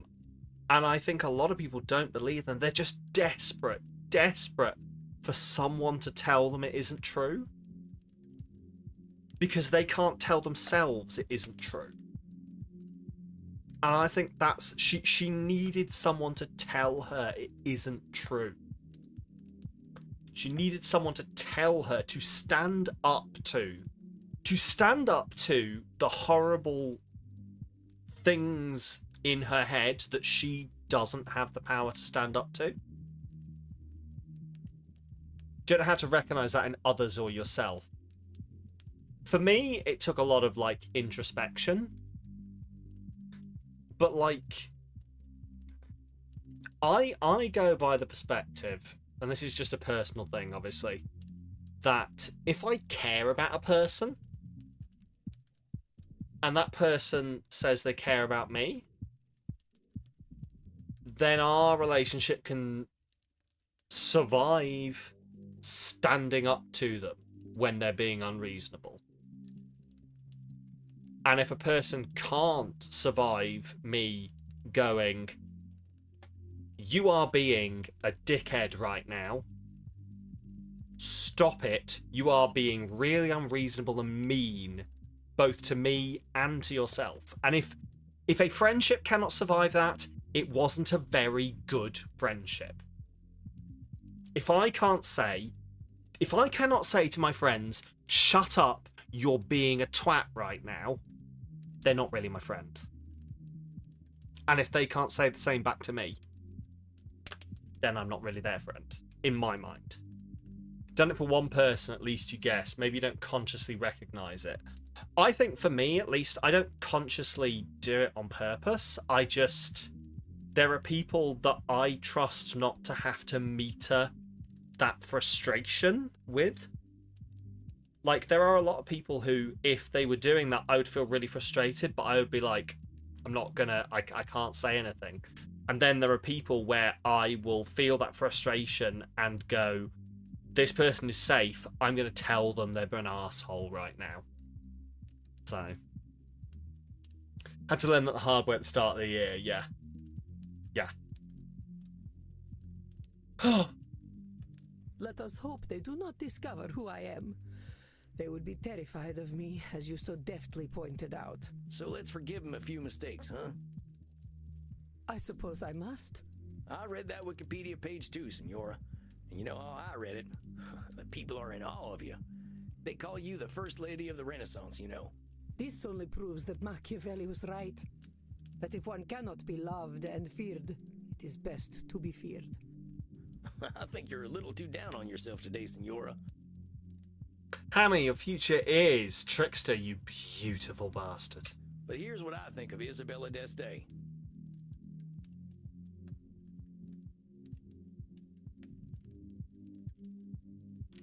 think you're dang smart. You are so dang smart, Senora. I don't think people these days get an education like yours, and you took it seriously. You know about art, music, philosophy, religion. Of course, I know much Leo, about your physics, future is... biology, and Ooh, you look like a mathematics as well. necromancer. Nothing Like a to see fellow here. romancer neck. Or lady. Didn't ascertain your gender before I murdered you. See how that one plays out, Leo. It could go any which way. See what I mean? I'm only 200-some years old, and I think it's going to take me another 200 As far as I to can have the tell, stuff someone you of know. ambiguous gender is going to romance your neck. Well done, you? I don't know. You should be proud, Senora.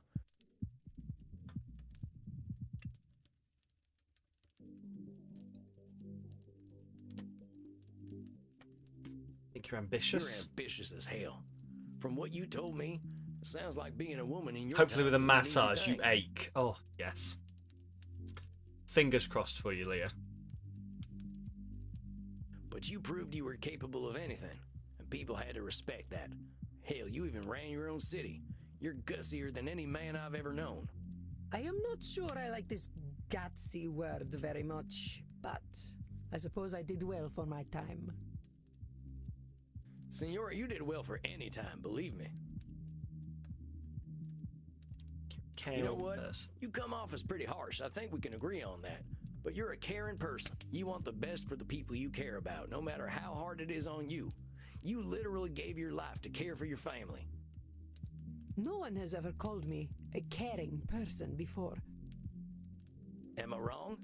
Going through death for family seems like you care a lot. At least you realise where you ache. It's less annoying when you know why it's happening. It's always better when you work out why. Yeah, I have that often. I'm like, why do I ache? I just ache. And like, I deal with the ache. I do the stuff. I get rid of the ache. But then eventually I'm like, shit, that's why I ache. A little too much, perhaps. I ain't gonna disagree with you there. And it happens with other things, like, why do I have a headache? I've got a headache. It's really... Oh, I know why I have a headache. Or why does my throat hurt? Or why am I so tired? Or, you know, anything. It's much nicer when you know the reason. I think you look great. Pardon me for saying so, but I see why people were falling over themselves to paint you. You got grace and style such like I ain't never seen back home, not even at a fancy cotillion. Those ladies would probably kill to have your fashion sense. Well, thank you for saying so, Sam. It is gratifying to know that my eye for fashion is noted. I certainly know how to wear a hat. Well, that thing looks great on you. I doubt I could wear it half as well. She's quite attractive when she smiles. And, like, in a non-misogynistic way. That is certainly true. When she's not scorning. You have been so kind to me. Kinder than I have been to you. Wait, that's a hat? Yes, what did you think it was, Ham? Out of interest. You deserve kindness. And you deserve You to thought give it was her yourself some hair? kindness too. Oh, like her hair was bundled up inside it, I assume. Yeah, I guess I also sort of thought that, to be fair. No one has ever spoken to me the way you do. I suppose. I Unless it never is a allowed hat them that to. has all of her hair bundled up inside it. Yeah, like a Princess Leia, yeah. No, I think it's like this is a hat and maybe her hair is inside it, but I see what you were thinking, like the Princess Leia-y. All of this was hair with some design on it, yeah. Sam, I know I am old. I know I am difficult. Oh yeah, no, yeah, her hair is inside the hat, but like what we're looking at is not just her hair styled with stuff on it like Princess Leia has. It is the hat. Yeah, which has her hair inside it. But would you ever consider a woman such as I? Senora, I'm here to help you on your personal journey. Let's not complicate that. Of course. I am just being foolish. Aww. I am so used to people being afraid of me that, of course, I fall for the first person who is not. Well, dang if that ain't a mood. Senora, I think if you can learn to give people a little room, they're gonna adore you. What if they see me as weak if I am gentle? What if my bearing was the thing that earned me respect? Then it wasn't respect worth having. I do not wish to be They discarded didn't respect and you. ignored like so many women of my time. They didn't respect you, they just respected your imposingness. They respected you because you were imposing, not because they actually respected you.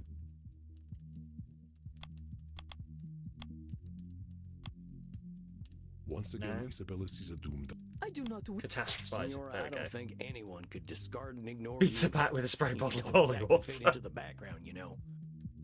You're pulling back a little and letting people make their mistakes doesn't make you weak, and it definitely ain't gonna make them discard you. I'm a pretty gentle fella. You don't think I'm weak, do you? No, I do not. So don't go thinking you are, all right? I'm not saying you gotta be meek, Senora. I reckon that ain't in your nature. I'm just saying to start with compassion. People are doing their best out there, and they deserve your understanding when they ain't perfect. Same goes for you. Don't go ripping up your art because it ain't perfect. Nobody's expecting that from you or anyone, not even Da Vinci. Yes, I suppose I must resign to the truth. I am powerless before inevitable imperfection. Control I suppose the fallacy. Calvinists were right. Control Don't go running fallacy. in the opposite direction, Senora. That ambition comes from you. Not everyone's got it. Sam already has the lovely mortal couple who keep offering to let him in their pants. He doesn't need it from his clients. Exactly. So, keep striving to be better. Just And one of give that yourself a mortal little couple is compassion Matt when you don't Mercer. meet those super Do you high know what I standards you would got. give to just like be weirdly near Matt Mercer's crotch? That's such a weird. Do you ever say something and then you suddenly realise that like it's so out of pocket?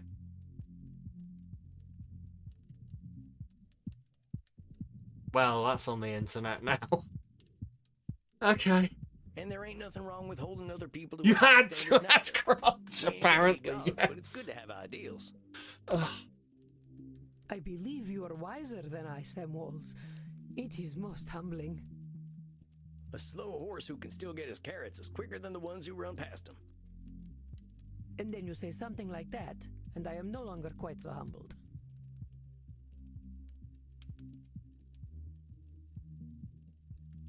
Sorry, can I'm just gonna, I just need to get a thought out of my head.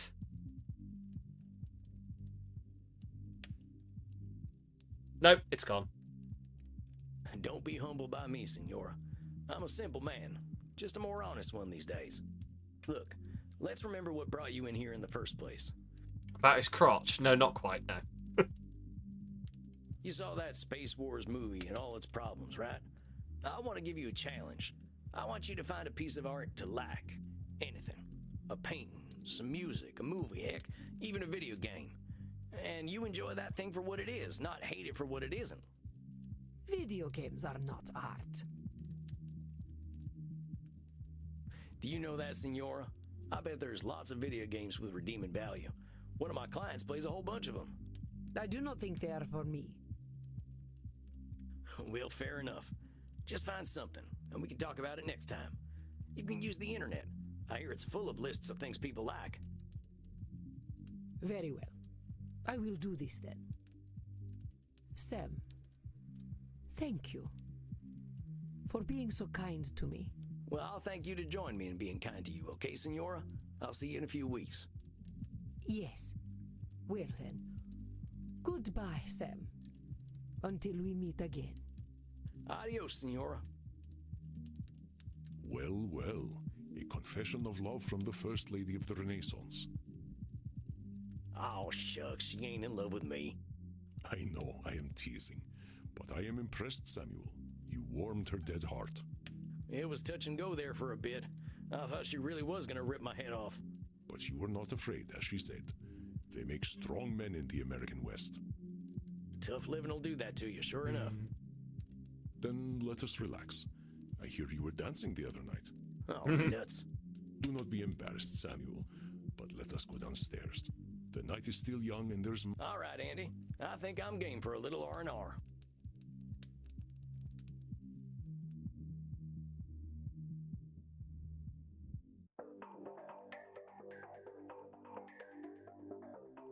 Crimson Sweet Sanguine. Tonight we are celebrating. I am pouring us all some shots. Verona Virgin 1492. A taste of a different time. God.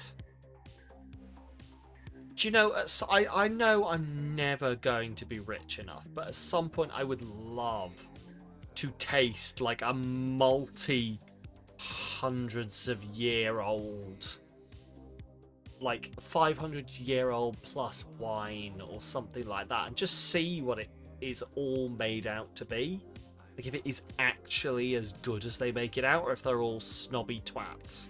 You know I don't like drinking anything but fresh, Andy. I know, dearest. This is a rare occasion. Samuel here was able to help a 500-year-old let go of her anger. So let us toast her age. To the Renaissance. Ugh, that tastes like dirt. I think mine had a clot in it. It's not very good, is it? Then let us instead toast leaving the past where it belongs. I think I've had my fill of the past tonight already. I've got a better idea. Threesome? We're going to do a threesome? Is that so? Of course, my dearest. I am delighted for you to share yourself. Are we at? Are we? I'd like a little privacy. Come on, cowboy. Follow me to the kink room. Oh, well, all right then. Smile, Samuel. You have the favor of a very special woman. It has been too long since I tended my own bar. Go have fun. Okay, Andy, you have a good night. Hey, cowboy. Hi, Crimson. Goals! Look, handsome. There's a reason I wanted to get you alone. Wanted to pick your brain about something. Like, I don't think we're having a threesome, sadly. I think she's just going to let us drink her blood, but... I'm hearing about all these clients of yours being stuck for hundreds of years, and I keep thinking, what if that's me? I've been half dead for 20 years. But do I want it to be 200? Have you talked to Andy about this? Yeah, but he's 3,000 years old. 20 years to him is like a month. I'm getting a little jealous of your vamps, if I'm honest. They're all moving forward, but I'm stuck in the same place. Would you like to do some therapy? I've got Andy keeping me alive, but I'm not sure I'm living. The way I see it, either I decide my time's up, or I decide to become a vampire. So I wanted to ask, what's your favorite thing about living forever? Freedom, new perspectives, or time? I think if I were to answer for myself, I think what would entice me about having more time on this earth is the things I could learn. Like, if I had more than one lifetime, I could go do another degree. I could go learn a new skill. I could go do something else. And those are things that, like, if... I've always said, if, like, the fates aligned, I would love to go do another degree. Like, I know what I would like to do. But, like, I would have to have them, and, like, unfortunately, my money is needed elsewhere at the moment. But, like, if I had all the time in the world, yeah, learning and perspective and just understanding the world better, being a more rounded person, learning what I can do, what I can't do, what I'm good at, what I'm not good at. Yeah, perspectives. I like the night. Mortals are so tied to the sun, they miss out on a whole nother world. The night ain't so hectic. We ain't getting messages at all hours because everyone else is asleep. We got time for reading, for art, whatever we like, really. Crimson, in the end, this is your decision. You gotta decide for your own reasons. I know. You're right, Sam. It's helpful to get a youngster's perspective, though. Now, are we gonna get to biting? Oh, we're still doing that. Of Here course we we are. are. Get in here, cowboy. Right, bite the blue veins. That is something else. Life takes some time to really learn things, but also you hope it fixes your med dependencies or eternity is going to suck. I mean, that's sort of the hope in most things, though, isn't it? Is like, if you had infinite time, at least I would hope, if I had infinite time, I would have infinite time to be kind to myself as well. Like, and not to speak for anyone else, but part of the reason I am so mean to myself is because I have a limited amount of time on this earth, and that I feel like I'm wasting.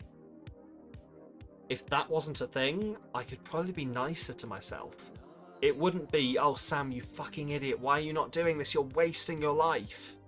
It would be, I'm gonna live forever. Why do I care? Not bad, cowboy. But you don't need to bite. Just let your teeth sink in next time. If your partner is relaxed, they'll just slide right in.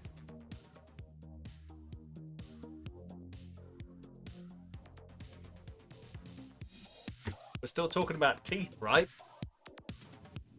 We're still talking about teeth? I don't think we're still talking about teeth. Oh, well, thanks, Crimson. I'll try to remember that. Bet you're pretty sleepy now, huh? Well, yeah, now that you mention it. Go get some sleep then, cowboy. And Sam, thank you. I'm glad you're around. Where else would I be? Crimson's gonna I'm break glad to be of Sam. service, Look, ma'am. I'm sorry, she is. She is so my type. She is so my type. It is unbelievable.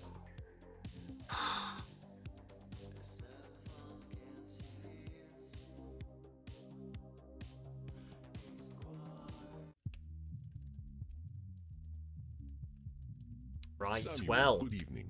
How is my ever-impressive protege tonight? We'll find out next time. You wish you knew your type.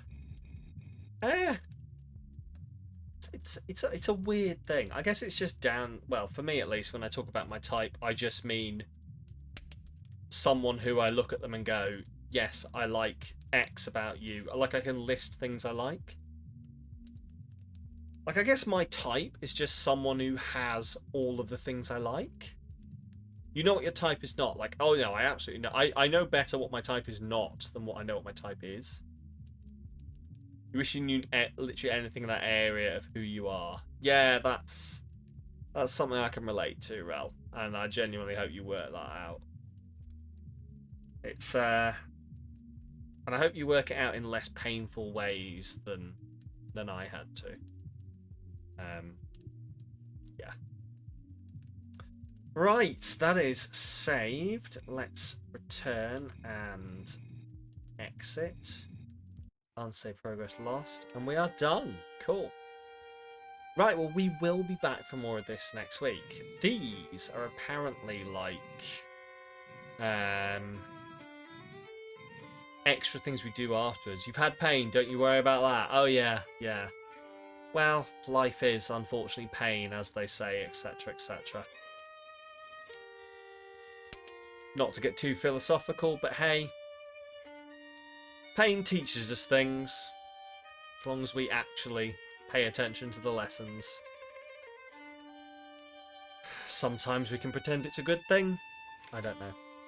Anyway. This is good. Not a good mood today, you're realising. It's like smiling most of it. Don't we all have those moments? I have those moments. I've been, like, if I'm entirely honest, I have been having a bad, like, a bad month so far. From, like, both a mental health and, like, a personal standpoint. There's been a lot of stuff going on. There's been a lot of, like, poor self-image issues, a lot of stress about trying to get ready for things. It's not easy. You know. Yes, think about me sniffing Matt Mercer's crotch. That'll do it for you. It's not easy. It's not easy at all. And I hope we all make it through. We all deserve to. You hate that worked? Fuck you. Excellent. Hang on. Just...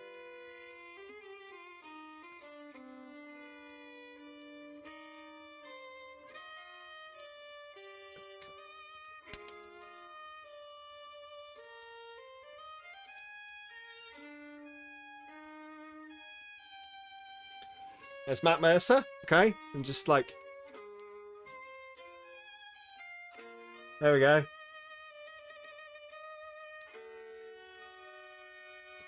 There we go. Nose in Matt Mercer's crotch. Hope that did it for you. Wow, alright, fine. Well, I'll see you next time then, I guess. For the rest of you who are dedicated to me and the stream, let's do a raid. Right. Got there before Ben Starr. You just got that wasn't the end screen jump scare. Should be, shouldn't it?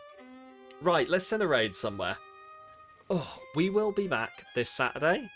We are playing some Superliminal. Come along for that. This Sunday, 8 PM, we are also the Chumps and Rug, affectionately known as Chug, because it's better than Rumps. Will be playing some Super Battle Golf, so come along for that. Looking forward to it. I miss playing with those guys, and I always take it as a privilege to play games with Rug. So, I'm like 90% of the way to convincing myself that me and Rug are friends. We're almost there. That's a joke. We're definitely friends. Right. Let's send a raid off somewhere. Where are we going to go? Let's see who we can send a raid to. Who is online?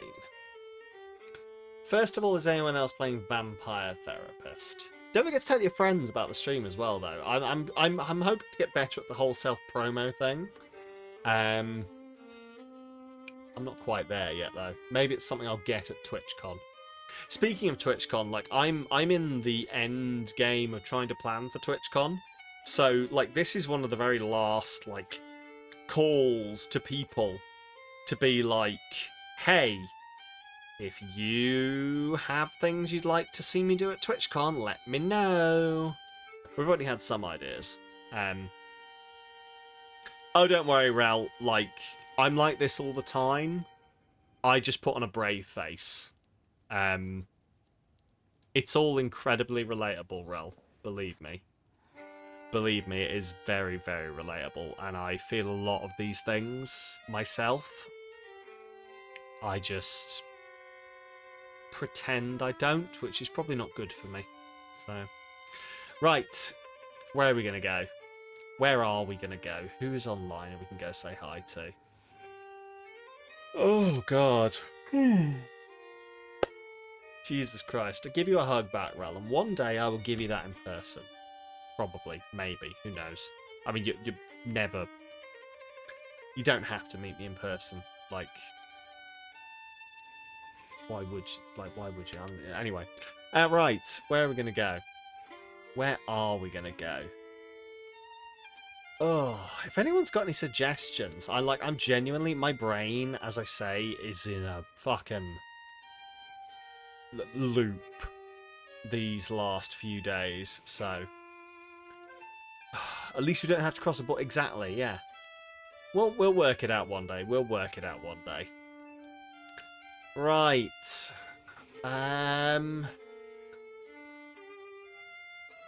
Unisolaris, German but English speaker. I know that name. Ah, playing Graveyard Keeper. I follow them. Yeah, let's go over there. Let's go say hi there. Clearly we've gone over at some point. Right. Let's go over and say hi to Una. Right. Raid messages are up in the chat now. There's one for you for sub. There's one for you for your non-sub. Everyone gets to take part in the raid. Have a wonderful, wonderful rest of your weekend. I will see you this Saturday. For some, as previously mentioned, well, Saturday and Sunday there will be streams. Yeah. Take care of yourselves. And just, I hope you all at least get one nice thing for yourself this week.